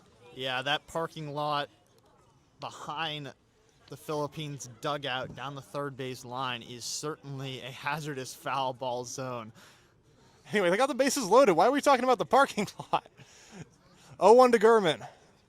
Breaking ball, he waits on it, but he fouls it back to the screen. Heads up, that landed right between Gurman and the catcher and the home plate umpire. Fortunately, everyone's okay. But Gurman's behind in the count now, 0-2. Gurman is swinging like he wants to send this ball out of the park. 2 big swings on 2 pitches. Might have to shorten up here, behind in the count, 0-2. And the pitch. Breaking ball, strike 3 called right on the black, down and in. And Gurman briefly voices his disagreement to the home plate umpire. So that's a big out for Nuki and the Philippines baseball group, but they're certainly not out of the woods yet with Jake Brewer at the plate. Yeah, personally, I don't know about that call from the home plate umpire. That looked quite inside to me. Nonetheless, with 2 strikes, Gurman has to protect the plate even on pitches slightly outside the zone. You can't leave it up to the home plate umpire's decision. So now Jake Brewer, the 4-year Seagull. PBG still playing the infield in. Here's the first pitch. Brewer takes in the dirt, it gets away. Here comes Hurtado trying to score, and he will do so standing. And the Seagulls tack on an insurance run on a wild pitch.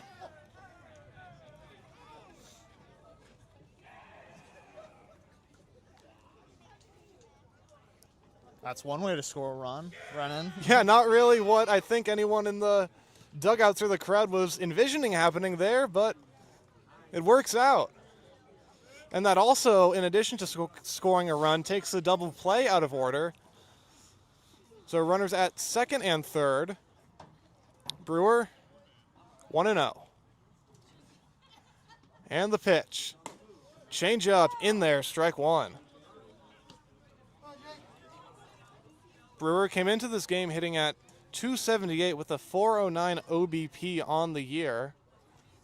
1 for 3 today. Had that RBI single in that big 4-run first inning. The 1-1. Big slow curveball lined into right field for a base hit. One run's going to score. Wall's going to be held at third. And Jake Brewer comes up with the base hit, and the Seagulls now lead it 6-3. Well, there's another RBI single for Jake Brewer. That was a really nice piece of hitting from Brewer. A very, very slow curveball from Nuki. He did a great job to just wait on it and send it the other way. That was textbook hitting. He waited on that curveball, saw it all the way into the zone, and just went for contact. He did not swing for the fences, went for contact, and drove that one right into shallow right field, and that's all it takes to drive in a run. Now here's Ethan Lopez.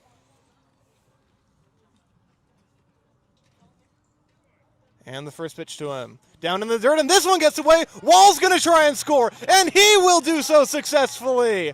Another wild pitch scores a run for the Seagulls. It's now 7-3. The winning numbers are 1, 2, 4, 6, 6, 6, 4. A couple runs gift wrapped by the Philippines baseball group to the Seagulls in this 7th inning. Brewer on the play moves up to second, and it's 1-0 to Ethan Lopez.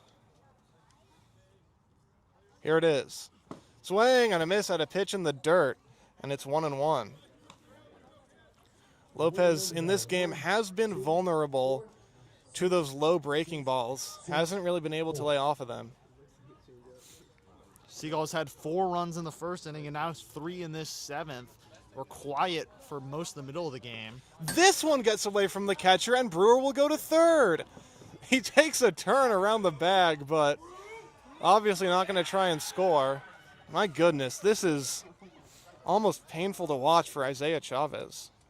All the momentum for San Francisco right now. You can hear it in their dugout with this 4-run lead now in the bottom of the 7th.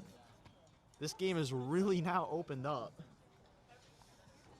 Yeah, a 4-run cushion now for the Seagulls, looking for more with Brewer at third, Lopez at the plate, and the infield in once again for the Philippines baseball group. Here's the 2-1 to Lopez. Big slow curveball at 66 miles an hour catches the outside corner for strike 2.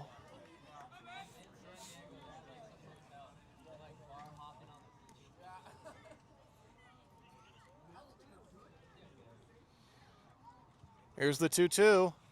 Check swing on a ball in the dirt. This one Chavez was able to block. And the count goes full on Lopez. You can see every time a ball goes in the dirt, the entire Philippines baseball group infield immediately goes into reaction, expecting something to potentially come from it. The way this inning has gone, a lot has. Yeah, I definitely don't blame them for that. Here's the 3-2. Line drive, base hit into left field. Ethan Lopez comes up with the big hit. And it's 8-3 Seagulls. Another lucky winner is about to get some free gear, so make sure you have your tickets in hand.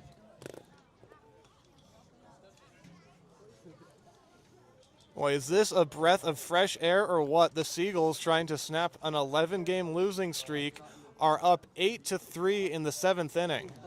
Bats have really come alive in this 7th inning, and Nuki has kind of come out of this game. Gonzalez coming out of this game, the starting pitcher for Philippines baseball group, was truly a blessing for San Francisco. After that first inning, they really just weren't getting anything off of him. And now all of a sudden against Nuki, they came in and they had another 4-run inning against him. And so we'll see how these bats go against. What's interesting to me is that Gonzalez really didn't have that many pitches when he came out of the game. So perhaps a quick hook, maybe he's on a pitch count. You don't want to talk too much without knowing about it, but that decision certainly has not paid off. And the man coming in to replace him is Kal-El Holgren, who will be pitching in his 4th game for the PBG this year. And in 6.2 innings pitched, he's got a 9.45 ERA. And you got to feel for Ronan Nuki.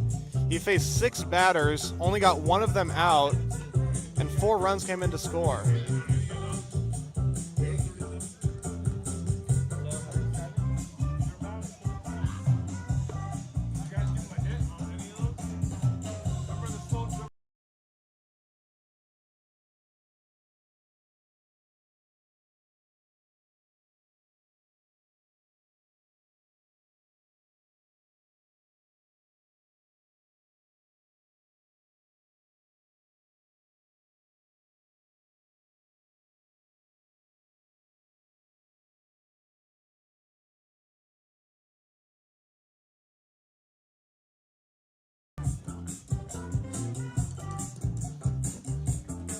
So here's Marcus Graham. He is the first batter that the new Philippines baseball group pitcher Kal-El Holgren will face. Now batter number Graham had 32, that big Marcus 2 Graham. RBI double, should have been triple in that first inning. He tripped over second base. Well, we've seen a lot in this game, but something that we haven't seen and something I sure would like to see before we get out of here is a Seagulls home run. Graham's certainly capable of doing so. Takes the first pitch up and in for ball 1.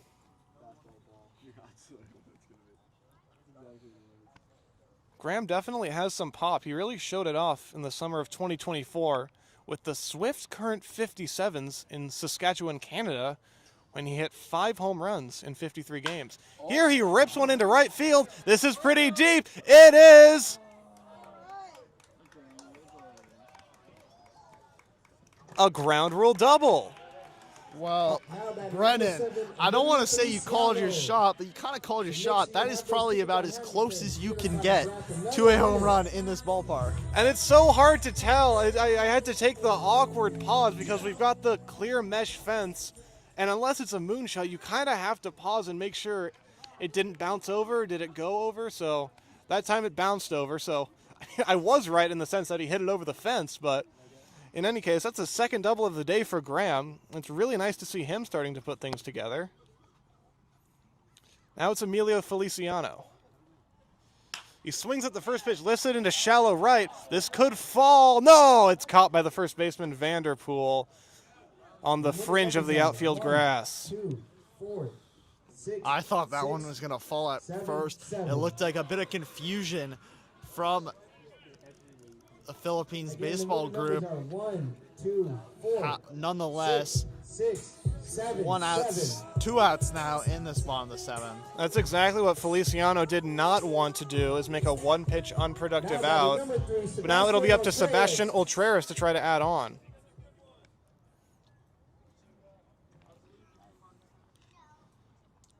Holgren looks in. Here's his first pitch. Outside with a fastball at 84 for ball 1. Well, Ultreras' last inning came up in this same spot with 2 on and 2 out, and he struck out. Now, of course, they've got a 5-run lead, but every run is so important in the CCL. 1-0 to Ultreras. That one caught the inside corner at 82 miles an hour, and it's 1-1. AJ Hurtado on deck for San Francisco. Top of the order. He led off the inning. Ultrera's actually led off the inning, so the Seagulls have batted around in the 7th. The 1-1. High pop-up right field, shallow. 3 PBG players going after, and it's going to be the right fielder Bosch who puts it away. But the Seagulls have put up 4 runs in this bottom of the 7th inning. We'll go to the 8th. Seagulls up 8-3.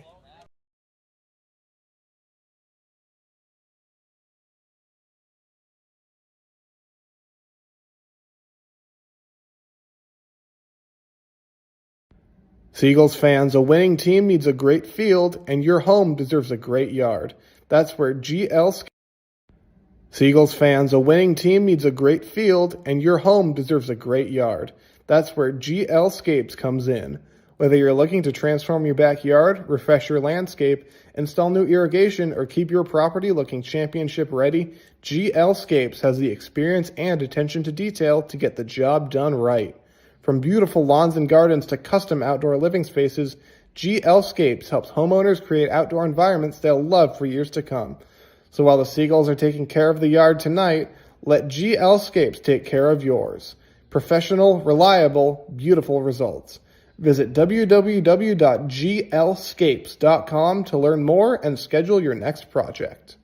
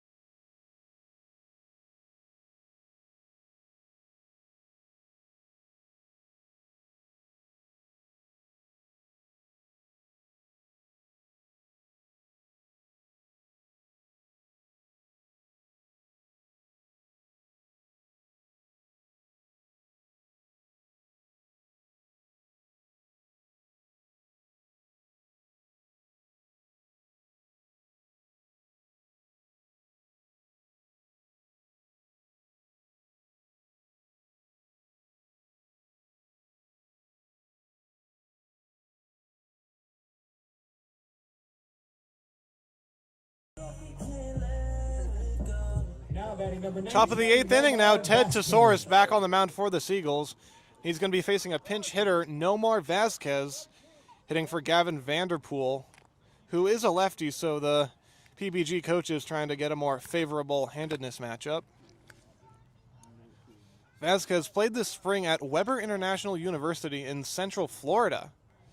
Didn't get a ton of playing time, hit 180 in 50 at-bats.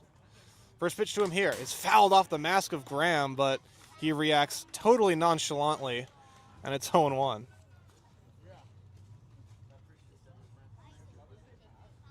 Vasquez with PBG this summer is 2 for 16, but both hits have been doubles.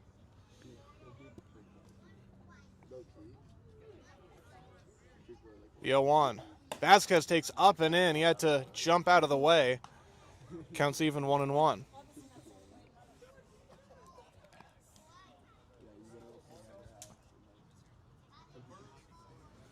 One ball and one strike. Tesaurus deals. Fastball upstairs, just missed the top of the zone. That one came in at 85, and it's 2-1. Like we've mentioned before, Tesaurus, even when he's missing the zone, these are competitive pitches. These are pitches that are just off the plate. 2-1 is swung on and missed. Vasquez late on 85, and the count's 2-2.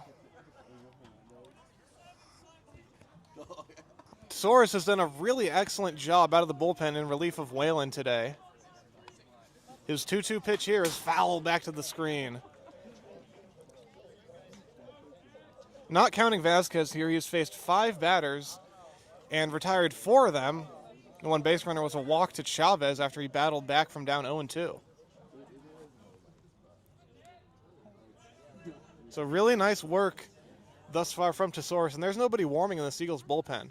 2-2 is lined into left field, a base hit, just over the reach of a leaping Ultreris at third. And the PBG has the leadoff man on as the Throw back in, gets away from Feliciano. Vasquez briefly thought about going to second, but stays put.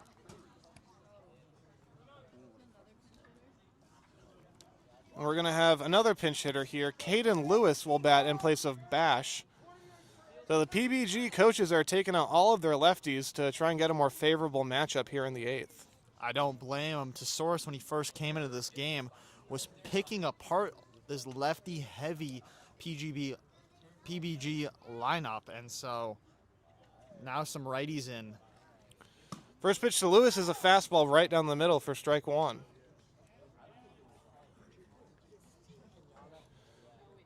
Lewis played this past spring at El Camino College in Torrance, and he really tore it up. He hit .314 with 7 home runs.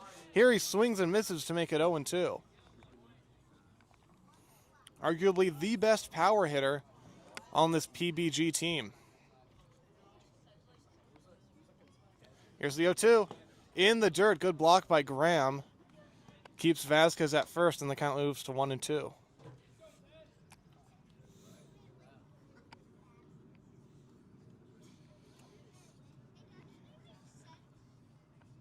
One-two pitch. Check swing. Did he go? Yes, he did, says the home plate umpire. Lewis strikes out off the bench, although on the play, Vasquez moves down to second as that ball spurted away just a little bit from Graham.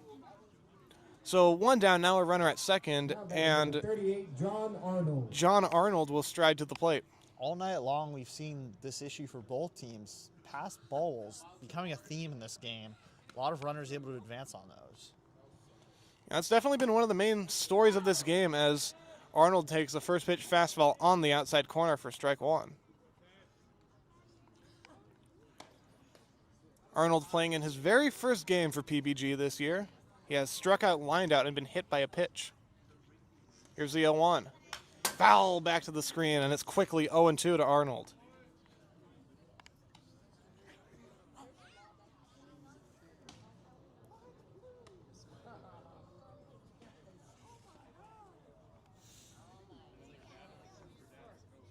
No balls and 2 strikes. Vasquez at second. Tesauros delivers.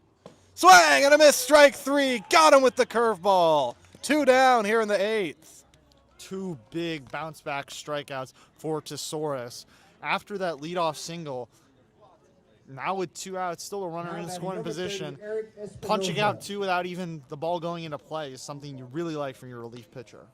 Yeah, I've really liked what I've seen from him today, and hopefully this can carry over into future outings for Tesauros. But now he's dealing with Espinoza.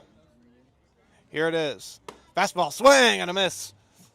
On the outside corner at 85. Espinoza was tardy, and it's 0-1.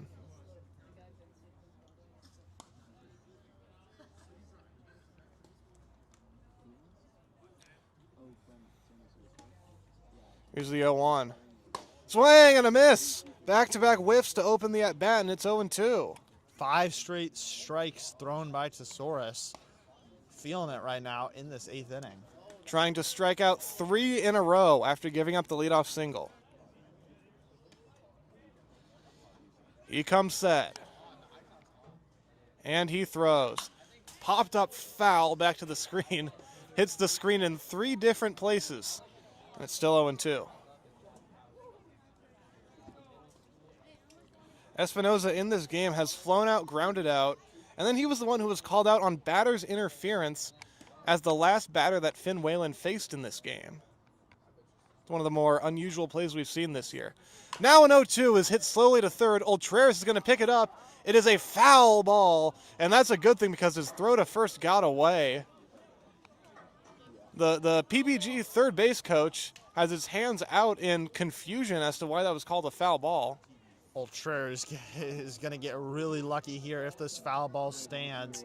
That ball was well into foul territory, and Ultreras grabbed it for whatever reason and tried to make a play at first, and not a great throw, gets past Lamoth, and would have been runs for Philippines baseball group, but home plate umpire signaled foul before Ultreras even picked the ball up. So something of a bit of a lucky break for the Seagulls. So it's still 0-2 to Espinoza. Tesaurus comes set and delivers. Up and away with the fastball at 86. I don't know if you could hear, but he grunted on the mound. Shades of Robbie Ray of the San Francisco Giants. So it's 1-2 now. Tesaurus trying to get through another scoreless inning.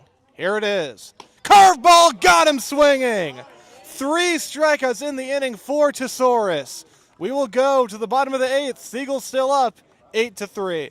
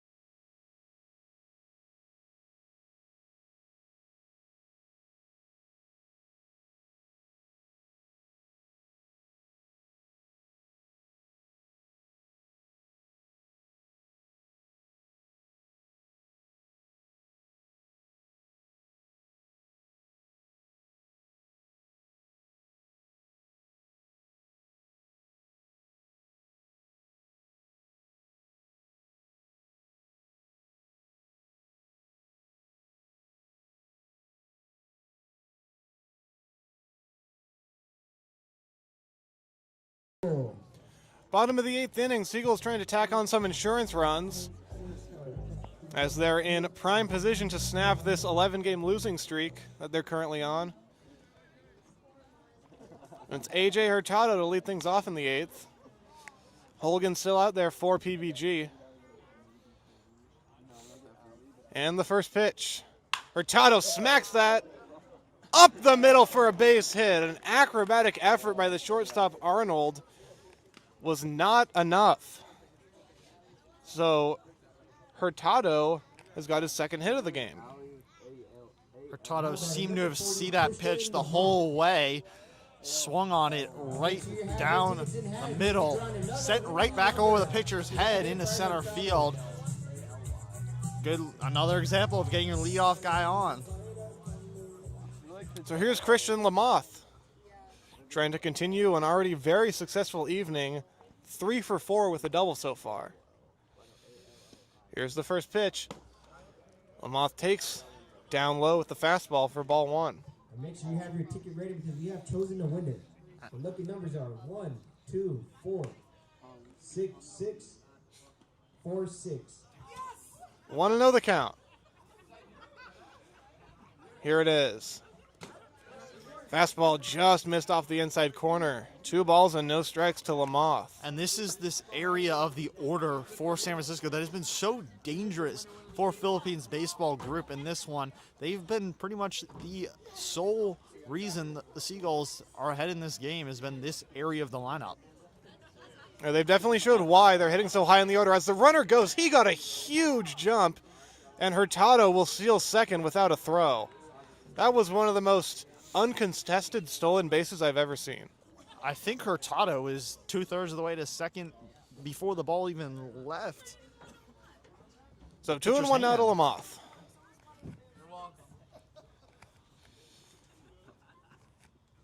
Holgan deals. Breaking ball popped up, left side of the diamond. Third baseman makes the call and the catch for the first out. Now batting number 37, Tanner Wall. So now here's Tanner Wall. Wall has also had an excellent day.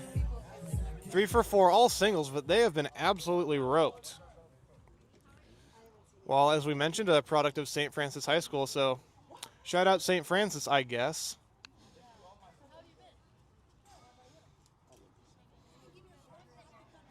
Here's the first pitch to him.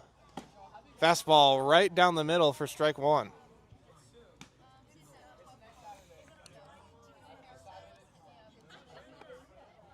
Hurtado at second. Seagulls trying to get some insurance.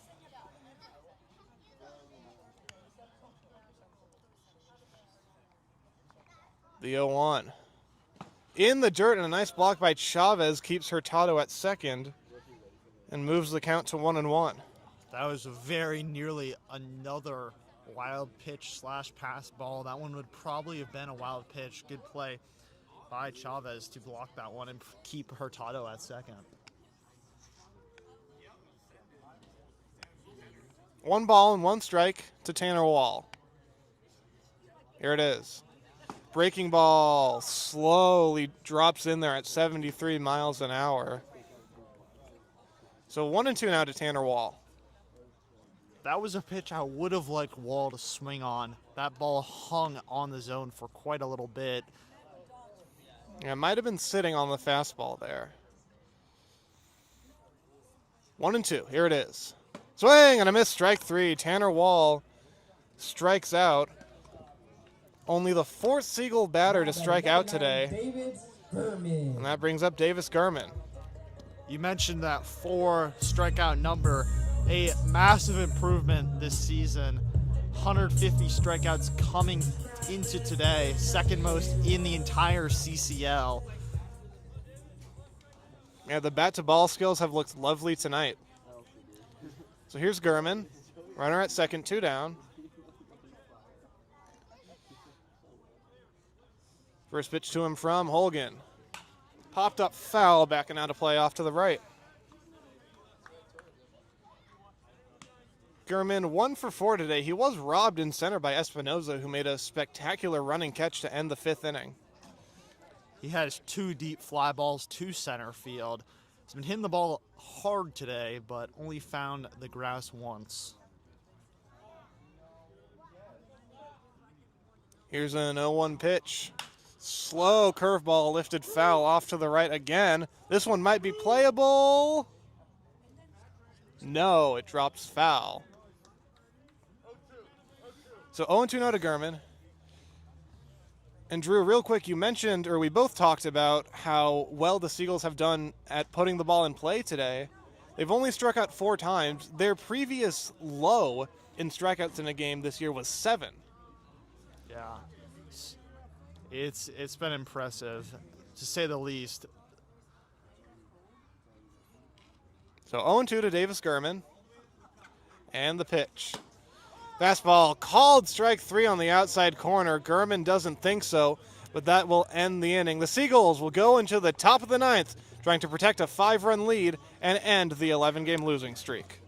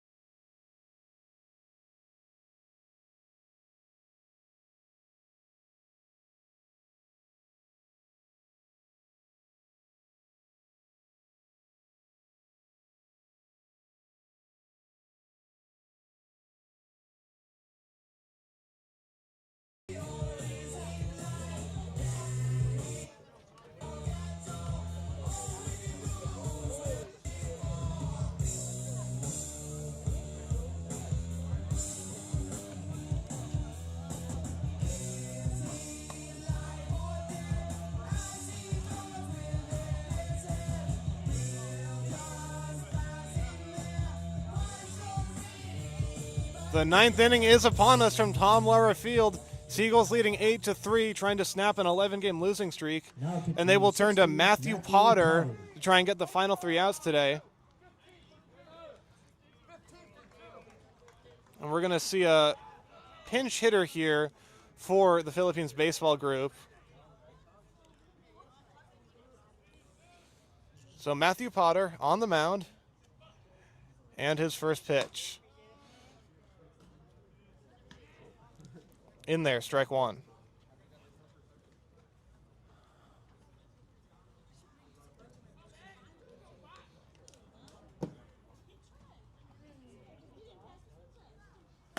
Swing and a miss.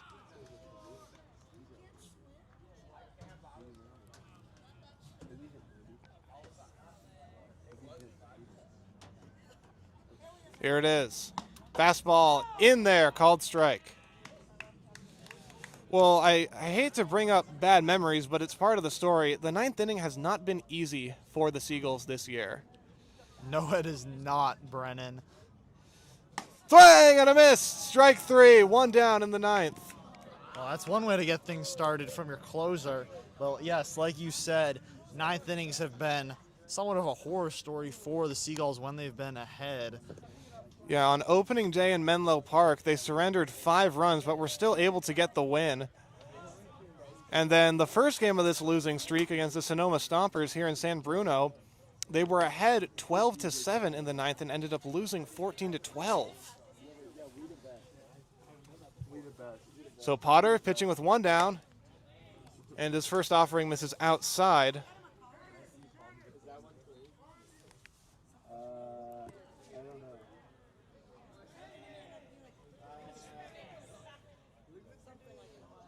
So Ajani Reister, a switch hitter, now batting left-handed, came in place of Mason Fang in the 7th inning and flew out.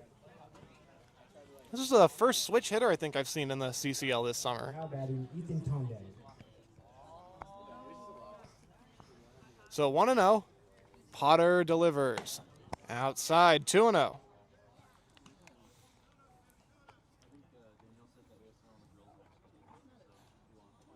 Well, Potter so far this year, this is his 4th outing. And that one's in there to make it 2-1. This is his 4th outing. He's pitched 6 innings, and in that time has given up 9 runs, 7 of them earned. 2-1 pitch. Fastball lifted foul, backing out of play at 89 miles an hour. He's relied heavily on the fastball in this outing so far. Potter is attacking the zone right now with that fastball. Struck out Santiago. Here's the 2-2. Chopped slowly. Potter off the mound. Fields it on a nice easy hop. Tosses to first in time. And looked like Christian Lamoth might have gotten spiked at first base. He's in a bit of pain hopping around. The Seagulls do get the out, but now you got to worry about the health of one of their best hitters.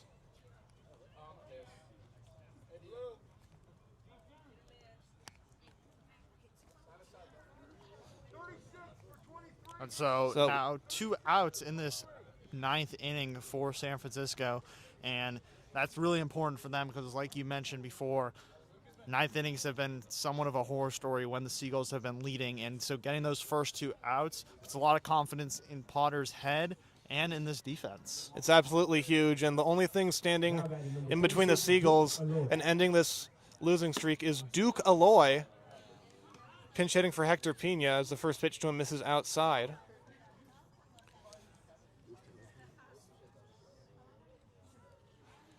Here's the 1-0 pitch.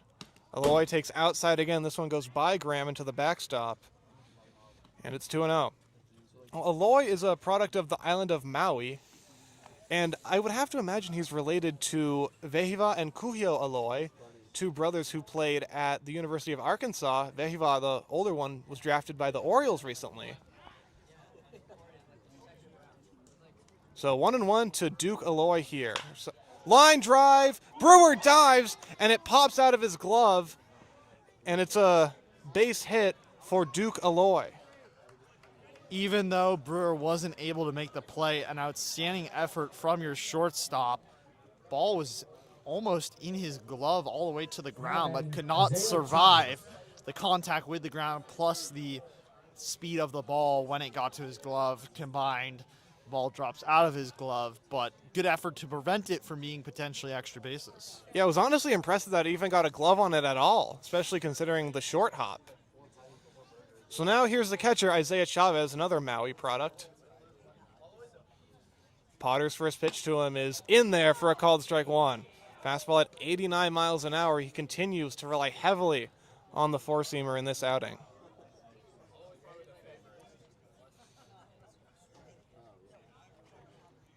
Oh, and 1 the count. Potter delivers. Called the ball down and in. It bounces a little bit away from Graham, but Aloy will stay put at first. This is one of those scenarios where the Seagulls just can't let runners on base pile up. It's been a theme in these 9th innings, and with 1 on now. That one caught the bottom of the zone, and the Seagulls are now 1 strike away from snapping their 11-game losing streak.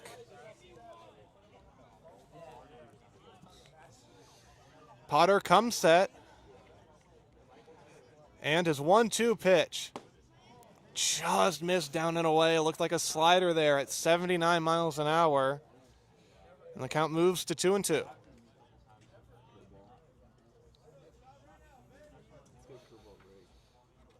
Potter sets and delivers. Got him swinging! Seagulls win!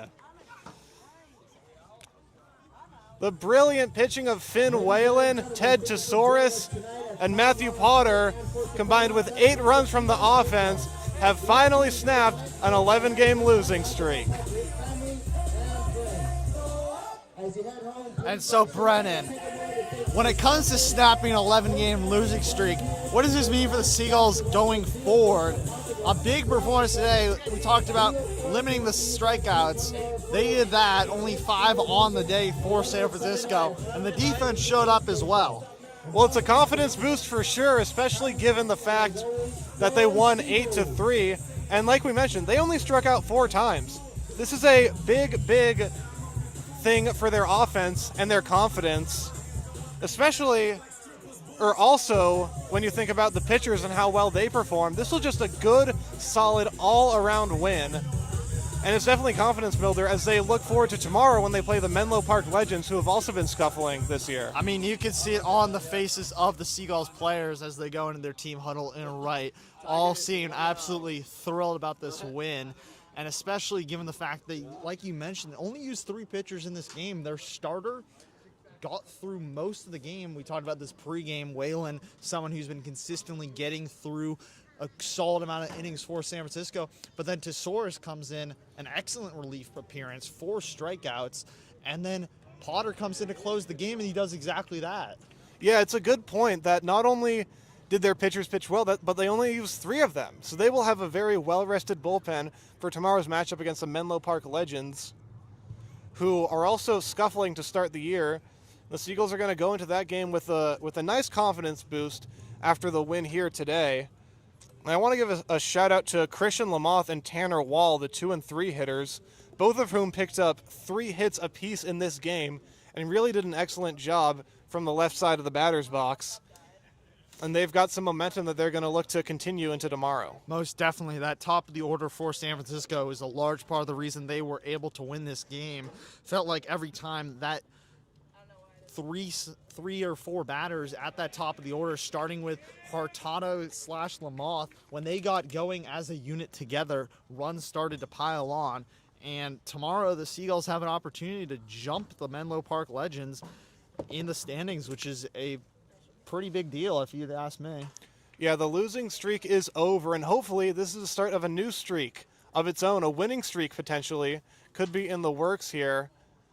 And we talked about in the pregame show, it is still early in the season. It's still June. The CCL, if you're unaware, plays all the way through the end of July. So this season is not over. It's not a lost season for the Seagulls. They still have a chance to get back into the swing of things, and that could very well start with a win here tonight. Most definitely. The 4th place team in the North Division is only 500. Seagulls can get back to that mark by early July, and we're talking about a team that could potentially make a late playoff push. Yeah, it's a relatively even playing field in the North Division of the CCL, as you said.